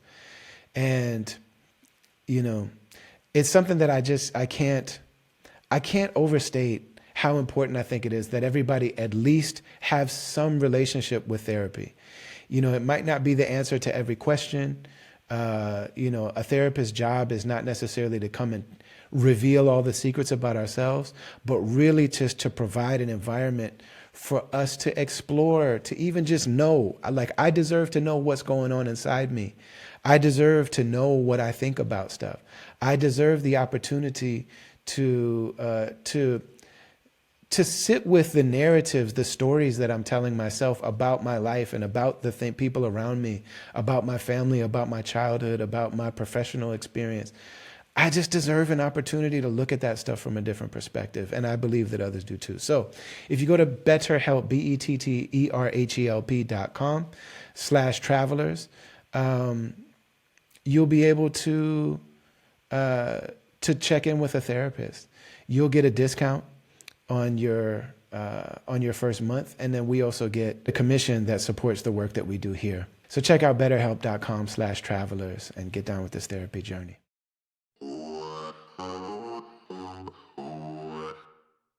There are so many people who are starting to wake up to these realities. There are so many people that are starting to, because of social media, and having access to, like you said, being able to see Bissam and being able to see and hear Motaz and to be able to see Khalid and Reem, you know what I mean? To be able to see these people is like, you can't just tell us about them anymore or act like they don't exist or just call them Arabs and not to ever talk about the Palestinians, to only talk about Hamas and Arabs and, to dissociate us from the people. So there are so many people that are having an awakening now. And, this is something that you have been through. It's something that you've lived.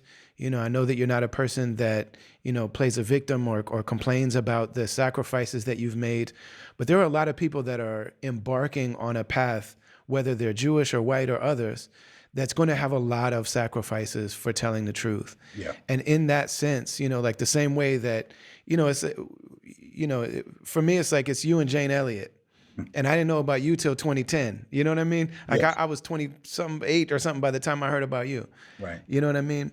There's very few people to look up to that can actually talk about, in that vein and in that spirit, I wonder if you could share something about the type of sacrifices that you've had to undergo and endure, but also give some wisdom and guidance on how to do it and how to do it beautifully. I mean, there's something about the fact that, that when you get up and speak, you're sharp, and the way that you speak is so brilliant and so eloquent, and it's there's some seasoning in it. You know what I mean? Yeah.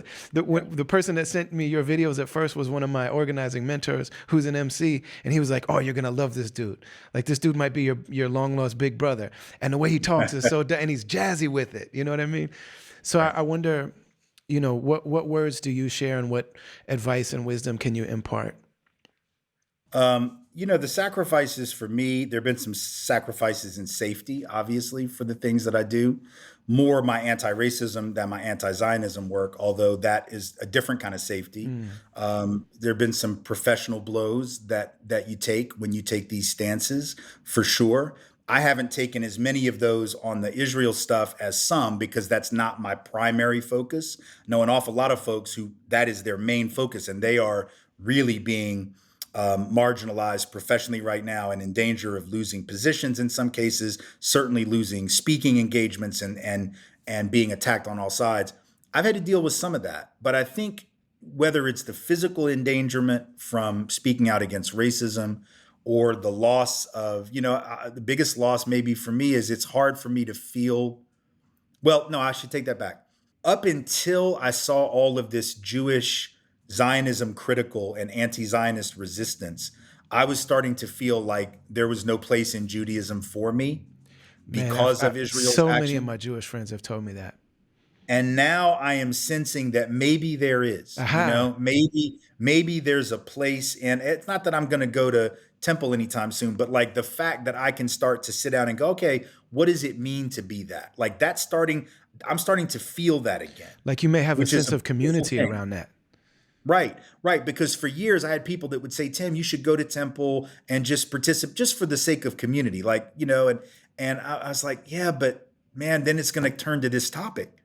And I'm gonna be, the one who they don't want to talk to, and they're gonna either keep me at arm's length or ask me to leave. Like I know I've seen this movie before, and Hmm. and I know how it ends. And now I'm starting to think maybe not. So the point of your in reference to your question, the sacrifice I made, I learned I didn't even have to make it. The sacrifice I made was I thought I was sacrificing my identity as a Jew when I started speaking out about this stuff 34, 35 years ago. What I actually learned though was sometimes out of sacrifice, we gain more than we gave up, Hmm. right?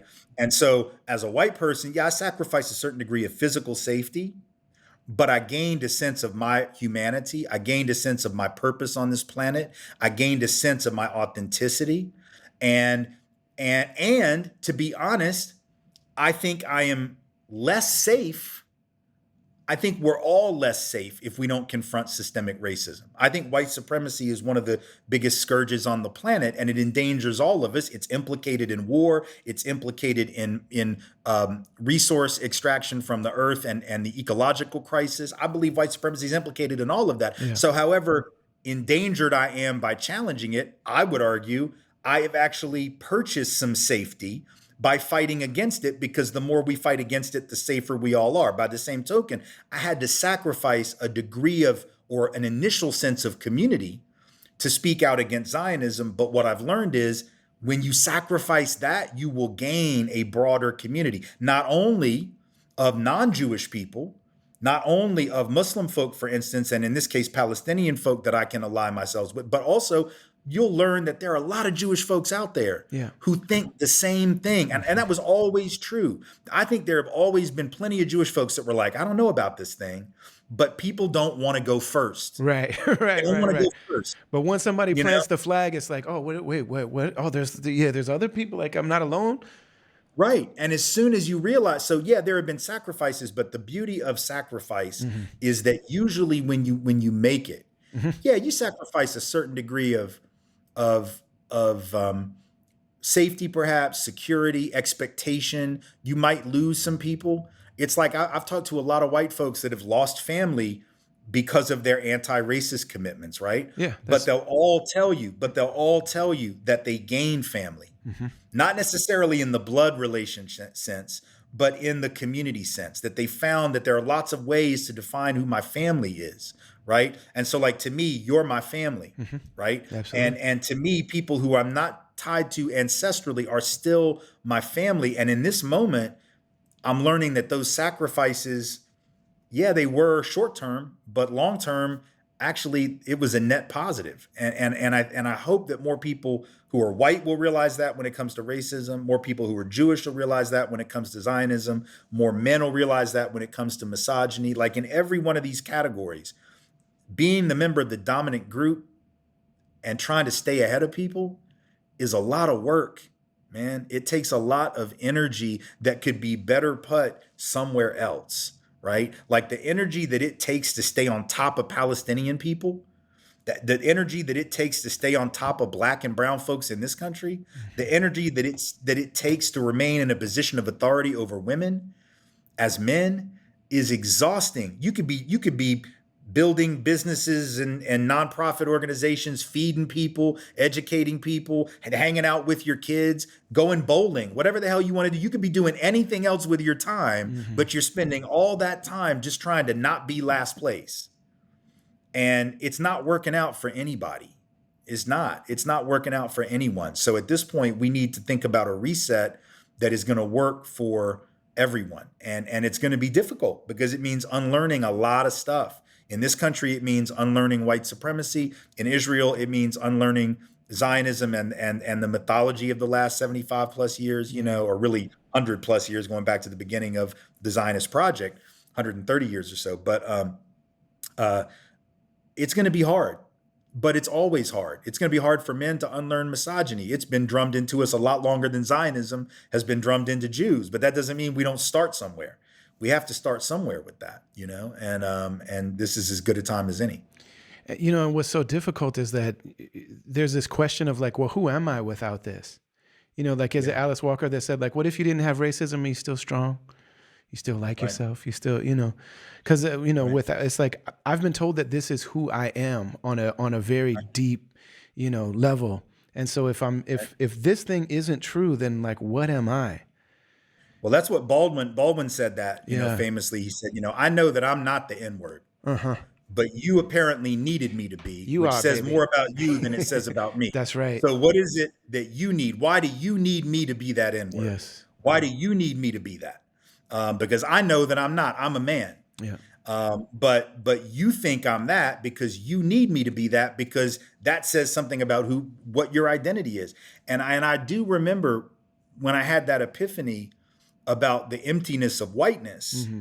as being only a negation of blackness was in New Orleans and during a training with the People's Institute, the folks that were my mentors. And that was a question they asked everyone in the room was, what do you like about being whatever it is you are? So if you're black, what do you like about being black? If you're Asian American, what do you like about that? If you're indigenous, what do you like? And then it's like, for white people, what do you like about being white? And I mean, it was a question that almost no white person had ever been asked at that time. And most white people probably never asked it even today.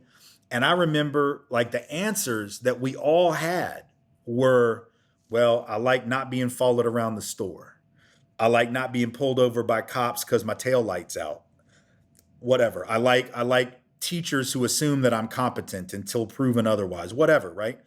And when and they were writing all these things up on the wall, like they had a newsprint, right, and they're writing it out, sticking it on the walls, and then we're looking at what had been written and what everybody had said, and the things that were up there. We realized, like, oh man, like the black folks. When you ask black folks, what do you like about being black? It was about some internal It's stuff, right? rich and beautiful and loving and meaningful and It was about our families, our heritage, our culture, overcoming obstacles, perseverance in the face of all odds. And so it was about internally derived strengths mm-hmm, and ways of living. mm-hmm. And for the white folks, it was about not being black. It was, you were defining yourself by a negative. The black folks were not. Yeah, some of their stuff had to do with the negativity of racism, like perseverance in the face of, Sure. but it was internally derived. All Mm-hmm. we were saying was, "Phew, I'm glad that stuff doesn't happen to me. Wow, I'm glad that stuff doesn't happen to me." And then you start to realize, my God, if that stuff isn't happening to them, I wouldn't have an answer. Mm-hmm. to your question, right? Hmm. Like if black and brown folks aren't being profiled, and now you ask me what I like about being white, and all I did like was not being profiled. Now what do I got, Yeah. right? And so it made me start to think about all we had lost, because I knew that my ancestors had better answers about who they were than just to say, well, I'm not that person. And I went out on the streets of Boston, and also in Brooklyn. At one point, I was working with a film crew. They were having me do like person on the street interviews, which I'm really nervous about doing. I don't like just walking up to people on the street and asking them questions, but they convinced me to do it. And we never did anything with this footage, and I wish I still had it. But they had me go up like in South Boston, historically Irish Oh American my community, God. right? What And year was and this? and this was probably '05, maybe '06, and or it might have even been before that. Might have been 2000. So I know the pre Big Dig was Obama. still happening. Big Dig was still happening in Boston, so it might have been like '99, 2000, '01, something like that. Mm. But I just remember that I went up to. They had me go up to some construction workers on the Big Dig who were coming back from work in Southie, and they said, ask them about what they like about being white. And I was really nervous about this. Like I have anxiety disorder anyway, man. So I was like, I'm gonna ask these burly construction workers that they're gonna knock me on my ass, man. So I was nervous, but I asked them, and they just had that look on their face like, well, I don't even think of myself as white, which I found fascinating, because Southie, to me, they acted real white during the desegregation crisis, but whatever. Um, they said, well, I said, well, what are you? And they said, well, I'm Irish American. I'm like, okay, well, tell me what it means to be that then. What does that mean to you? And they were like, they struggled for an answer. They were like, well, family and faith and food. And I'm like, oh, that's interesting. And then I went to Bensonhurst, historically Italian American community in Brooklyn, right? Hmm. And I asked a similar question of, what does it mean to be Italian to you? What does that mean? And they said, well, family and faith and food. And I remember thinking, well, now hold on a minute. If all it means to be Irish is food, family, and faith, and all it means to be Italian is food, family, and faith, well, we all got people, and most of the people have some type of faith belief. So are we all Italian? Are we all Irish? No. There's got to be a better answer than that. And my guess is that your Irish great great grandparents knew what that answer was. Your Absolutely. Italian great great grandparents knew. My Jewish Absolutely. great great grandparents knew. But at some point, they had to forget what they knew Right. to learn some new shit. Right. And the stuff that they forgot was the stuff that kept them alive. And the stuff that they had to learn was stuff that actually deadened them inside. Right. And that to me was the biggest ass kicker when I realized that, like, oh God, like all the really valuable, meaningful stuff, whether it was the Gaelic language for Irish folk, whether it was Yiddish for Jewish folk, whatever it was, if it's now just about leprechauns and wearing green on St. Patty's Day and drinking beer, Yeah. or bangers and mash or whatever, or for Italians like pasta and watching The Sopranos, Yeah. like All, what? all dope, Like by the way. I mean, I don't know about the beer part, but The all that Sopranos stuff is is great. undefeated. But It's an amazing what we're show. not going to But do I here is talk bad remember about The Sopranos. what was deep was when it was on. When it Hmm. was on, Mm. though, I remember reading front page story in the USA Today when they had been on that like 18-month hiatus, and they came back for like season 4 or whatever it was. And there was a front page story in the USA Today about all these Italian Americans who'd been like feeling, I don't know, like deracinated or something, or like deculturated because of the Wow. absence of the show. And they Yeah. were talking about how much they were waiting. They couldn't wait for the show to kick back up. And I'm like, I get it. It's a good show, but is that what Italian Americanness has been like, devolved to, Yeah. that it's just mass entertainment. It's a mass impression of, like, God forbid, I thought that Judaism was just about Woody Allen, Hmm. like, or about Jerry Seinfeld or something. Like, Yeah. there's got to be more to that tradition than these outward manifestations of commercial culture. Yes. But just like anything, it got commoditized and sold back to us, And that's right? the thing. Like we look at, like we just sit it, like we live. I think about America and Australia specifically, those being settler colonies where Yeah, they were very, very successful at going there and eliminating large numbers, make a huge genocide of the indigenous people, who, by yeah, the way, for the most part, welcomed them, taught them how to live there, taught them how to exist. You know what I mean? Taught them how to engage with the land because they lived there Right. and they loved the land and they loved the, Right. they knew the air and they knew the animals and they, and then create these places where people lose their, where the dominant people lose their own connection to meaning, Yeah. and then, create something that's really flat and two-dimensional and doesn't have any real nourishment in it. There's no nourishment there for the soul because the soul Right. has to die to be able to do that type of thing. Like Right. a living, healthy soul cannot go to bed like that every night. And that's one of the Right. things that Resma talks about is like the freezing that happens in white people when we talk about this stuff. Because initially, the first time white people saw other white people lynch somebody, the humanity is like, oh my God, you have to stop that. Why are you doing that to that man? You can't do Right. that. And it's like you learn like, oh, if I say that, then I might be next or something bad might happen to me. So Mhm. my soul and my empathy and my connection to the world of meaning and God has to go to sleep or die or severely atrophy. I've got to start, taking all kind of drugs and everything to push that down as much as possible. And so we end up with societies where, I mean, people go to school and just kill everybody.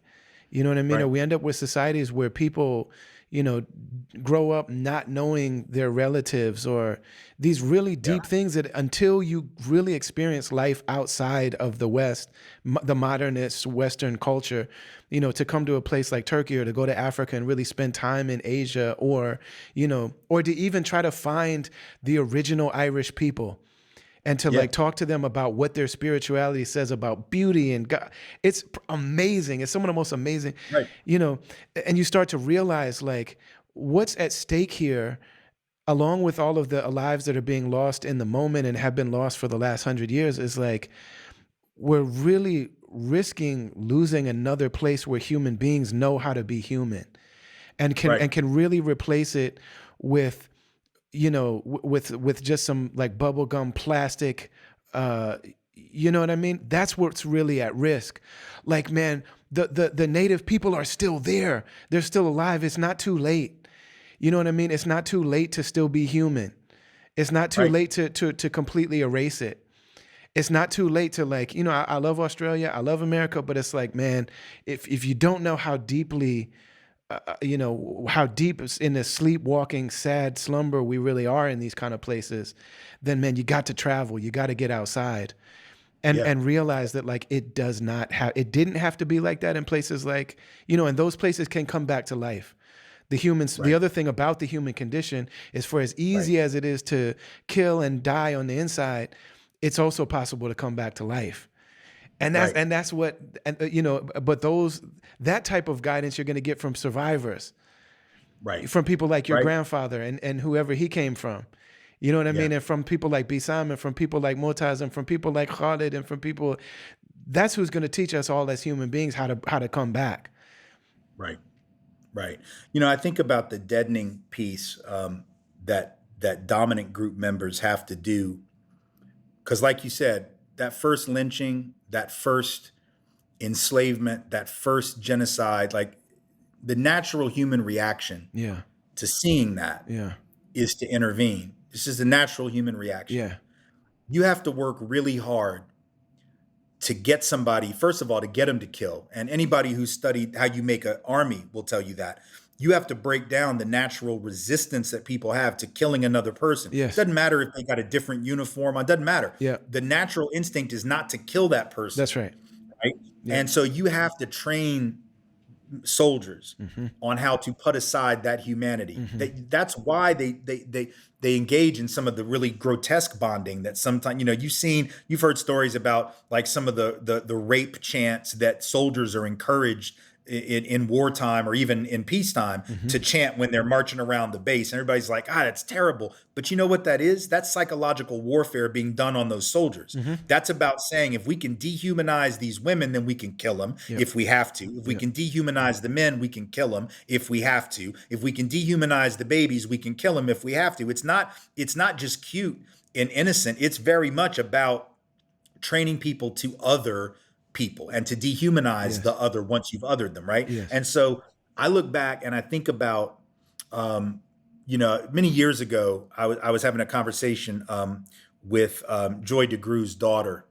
So Joy DeGruy, who did, post-traumatic slave syndrome, Hmm. the book on that, post-traumatic slave disorder, and she's done a lot of work on that. Her work is brilliant, amazing, is very much like Resma's in that regard. And I was having a conversation with her daughter, and we were talking about it, and we never made it happen. I wish we um, had a chance to write a book. I wanted to do a book with her where we would talk about post traumatic slave syndrome, the internalization of inferiority by enslaved people's descendants, but also post traumatic slave owner syndrome, Hmm. right? Look at what it means to be the descendant of those who dominated, subjugated, control, whether that was literal enslaving or just, coming to the country and assuming whiteness and inheriting that legacy. What does it mean to be descended from that? Yeah. Because there has to be a deadening of empathy Yes. to allow you to do that. There has to be. We talk about the effect, the intergenerational, even epigenetic Hmm. effect of trauma, Hmm. right? And so Hmm. there's all that research that's been done, Hmm. epigenetic research that's been done on started doing it on mice. Actually, they took mice and they put them in a cage and they would zap their feet, right, to shock them a little bit. Hmm. And then they started doing it where they would pump in the smell of like lavender. And after a while, the mice knew like, oh shit, when we smell the lavender, we're going to get shocked. So they started jumping, right? They would startle. Then they bred the mice, and 3 generations out, Yep. the mice would startle even though they had never been subjected to the shock. That's right. They just knew like, oh, lavender, and they would jump. It was like encoded now Yeah. at a cell memory level. Now they've done that research with humans. They found that they're actually survivors of the Shoah whose grandchildren are manifesting levels of cortisol and adrenaline, and other stress hormones in the body that are reflective of some type of deeply passed down trauma. Mm. So we know that happens to the victims, Hmm. right? Yes. But then there's got to be a parallel Yes. to the victimizer, right? Yeah. Because you're also passing down. I remember looking at a photograph of my third or fourth great grandfather, who was an enslaver in the state of Tennessee, Yeah. owned about 11 other human beings. And there's a photo of the family. He's the patriarch. He's over here on the left. His wife is over on the right. And they got all the other family members. And there is, I think there's only one black child in the photo, and he's sitting in the front. And you know how the convention of those days in photography was you were never supposed to smile. You just had a very stern, somber, like life was just terrible and hard and brutal. Even if you owned people and a lot of land, life was still horrible for you. You were supposed to look miserable. The black child, of course, in the photo does what humans do when you put a camera on him. It's like a natural reaction. He was smiling. Now, I'm sure to my fourth great grandfather, he would look at that and go, oh, see, he was happy. Right, that's what Southerners convince themselves. He's happy. He's smiling. They're laughing. They're singing. They're doing whatever We it is they rescued do. them. Yeah. Right, exactly. But the reality is, what I see in that child's face is not that he's happy being enslaved. He may not even know the condition he's experiencing because he's very, very young. But he knows he's a human being, Hmm. and he's being human. He's doing the most human thing right now. Yeah. The only people in this picture who are not acting human, keep in mind, they think he's not human.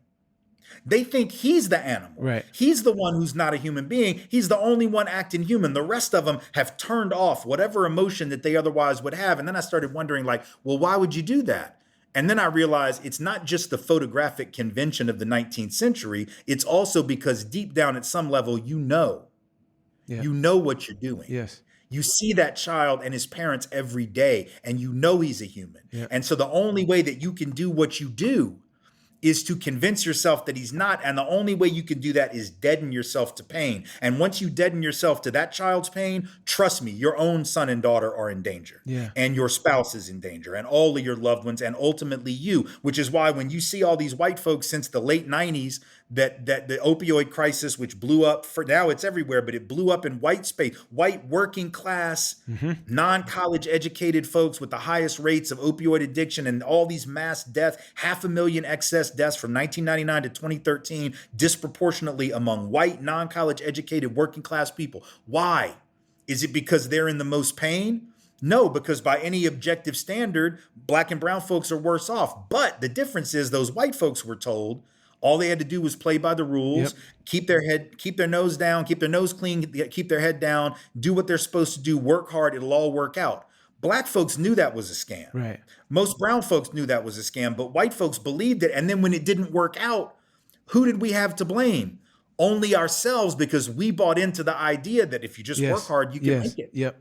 Right. So we set ourselves up and numbed ourselves to Yep. other people's pain so that we didn't have to deal with their pain. And the irony is now we can't deal with ours. So we got to turn to an opiate like fentanyl, Hmm. or we got to turn to a political opiate like Donald Trump to fix the problem. But opiates don't fix problems. They just deaden pain. It just continues the deadening. That's all it does. It makes the pain go away for a minute, but the problem is still there, whatever the problem is.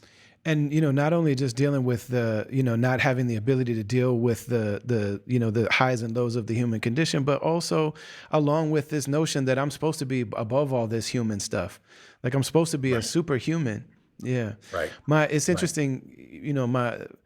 There are a number of one of the stories that I think is not being covered is the number of young, and I mean like under 50 white people that are converting to Islam.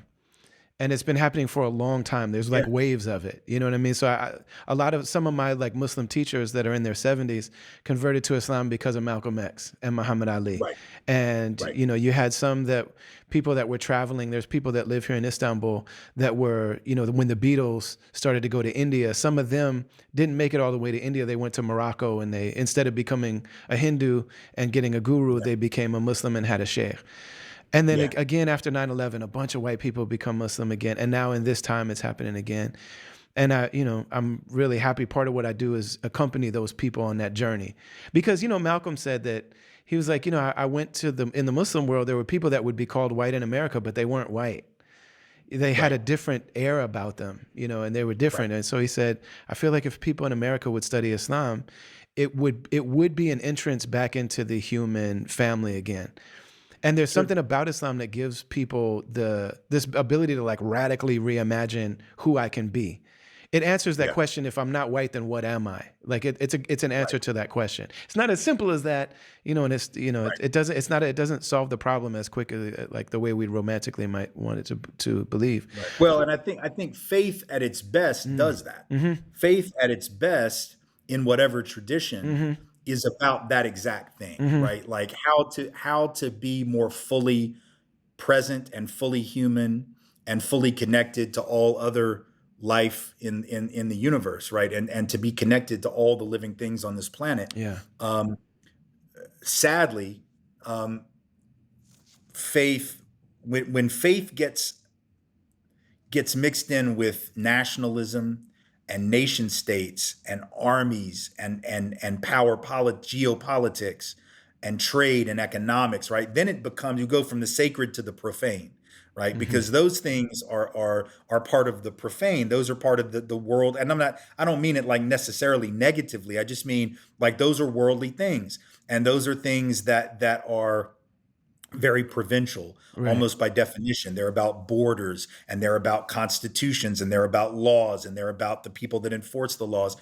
Faith at its best, or even a good, well-founded secular humanism. Like even if you don't have a faith tradition, you could be a militant secular humanist, but you still see some type of universal connection through nature, or other ways of connecting to people that transcends the purely political, transcends the nation state, transcends these borders. Mm-hmm. And we are in a world where we're so committed to the nation state models, Right. these models that say these borders. It's why when people say, well, do you believe in the right of Israel to exist? It's always such a crazy question for me, Mm. because when you say that, it's like, well, okay, but I don't assume any state has the right to exist. Like, Mm-hmm. first off, like not just Israel, I don't assume the US has the right to exist. I don't assume Right. that Morocco has the right to exist, because nation states have been founded as a result of conquest and genocide and land It's a theft. human And project. nobody's hands are clean. Yeah. So the Does idea that Paramount any Pictures nation, have the right to exist? Like it's a human project. nobody, Like it is as it does. human beings have a right to exist. Yes. Mm-hmm. Human beings have a right to exist, Mm-hmm. and we have a right to exist in peace. So, for instance, what does that mean? It means if I'm Jewish in what we now call Israel, I have a right to not be murdered by Hamas. Yes. Yes, that is true. And if I'm a Palestinian, I have a right not to be murdered by the Israeli Defense Forces or by a settler in the West Bank or whatever it is. I have a right not to be run off my land, just like you have a right not to be run off yours. We might have to Starved and figure yeah. out some, but that's a human right. Mm-hmm. And even if I were to say, okay, look, on a practical level, Israel does exist, the US does exist, France does exist. So maybe they have some type of, not right, but practically speaking, it would be really hard to get rid of them. So yeah, they have a right to exist. That still wouldn't mean that they have a right to exist in the form that they currently are, Mm-hmm. right? Because think about it. In 1957, at the height of the Cold War, right? The Soviets had just launched Sputnik. We're at the height of the Cold War. If someone had said, well, do you think that the United States has the right to exist in the sense that Khrushchev should not be allowed to drop atomic bombs on the US and destroy it? I would have obviously said, well, of course, we have a right not to be destroyed. Not because the US per se, but because it would kill people. It would murder millions of people. But just because the US had a right, quote unquote, to exist free from annihilation didn't mean that we had the right to exist as the apartheid colony that we were in 1957, right? We were a segregated society in 1957, Right. and we didn't have a right to keep that. Yes. So same thing with Israel. I could argue, well, I guess Israel has a right to exist in some form, but that doesn't mean in this form. That doesn't mean now. We got to figure out what that does mean, and then that's a discussion that we have to have within the world of geopolitics. Yeah. But philosophically, to say that any nation has the right to exist is a non sequitur, because it doesn't mean they have a right to exist in whatever form that we might take. If the U.S. decides to go authoritarian because Donald Trump wants to be a dictator on day one, and God forbid gets reelected, like the U.S. doesn't have we don't have a right to exist as an authoritarian country. So no, if someone wants to say like we're gonna change that, okay, well that's good. We should change that. Rights are human. Rights are about human dignity. Rights are about the ability of people to be free from oppression. And states are these artificial things that we created. I realize they're real now. I'm not saying that borders don't have any meaning, Right. but I'm saying that the meaning they have is just really practical. There's no moral basis for a border. A state is as a state does. Exactly right. It doesn't have an Exactly. essence. It doesn't exist as an essence. It's a right. creation of people. It's something people are doing, and people can Right. always be. People are usually doing some combination of good and harm. Right. And all of it is equally subject to critique and examination. Right. And the danger of Israel is that, contrary to what you just said, that states don't have an essence. The whole Zionist project has been about imbuing a state with an essence and calling that essence Judaism, right?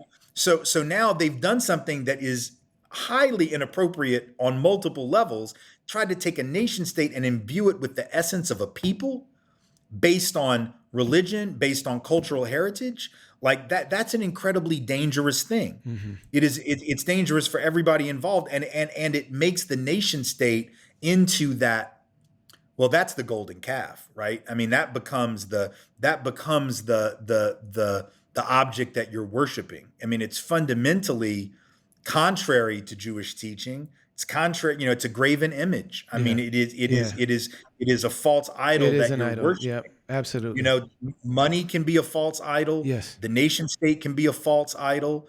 The military can be a false idol. All of those things can be false idols. And that to me is what is so painfully, heartbreakingly ironic about Israel, is that in order to exist as it currently exists, it can only do so by trampling on Judaism in the name of Judaism. There's something just perverse about that, just utterly revolting about that, and I'm offended.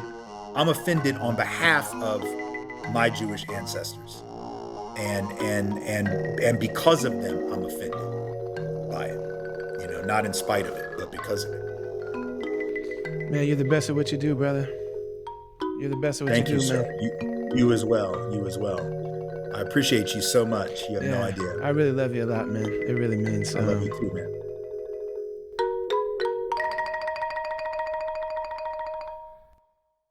Much love and special thanks to Tim Wise for being so generous with his thoughts and with his time. We sat together for well over 3 hours, and I'm just really grateful for the way that he spells things out and for his continued lifelong commitment to exploring and expressing and exposing truth with the sincere intention and goal of ultimately bringing us together and allowing us to live together in a way that's more equitable, that's more humane, that's more just, that's more healthy.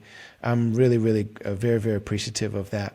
Thank you for rocking with us. Make sure to go to brotherali.com, sign the mailing list, check out all the offerings that we have there. Check out the Caravan. The Caravan are the people that really support this music and message and movement that we have going on here. There's a lot of different ways to tap in there.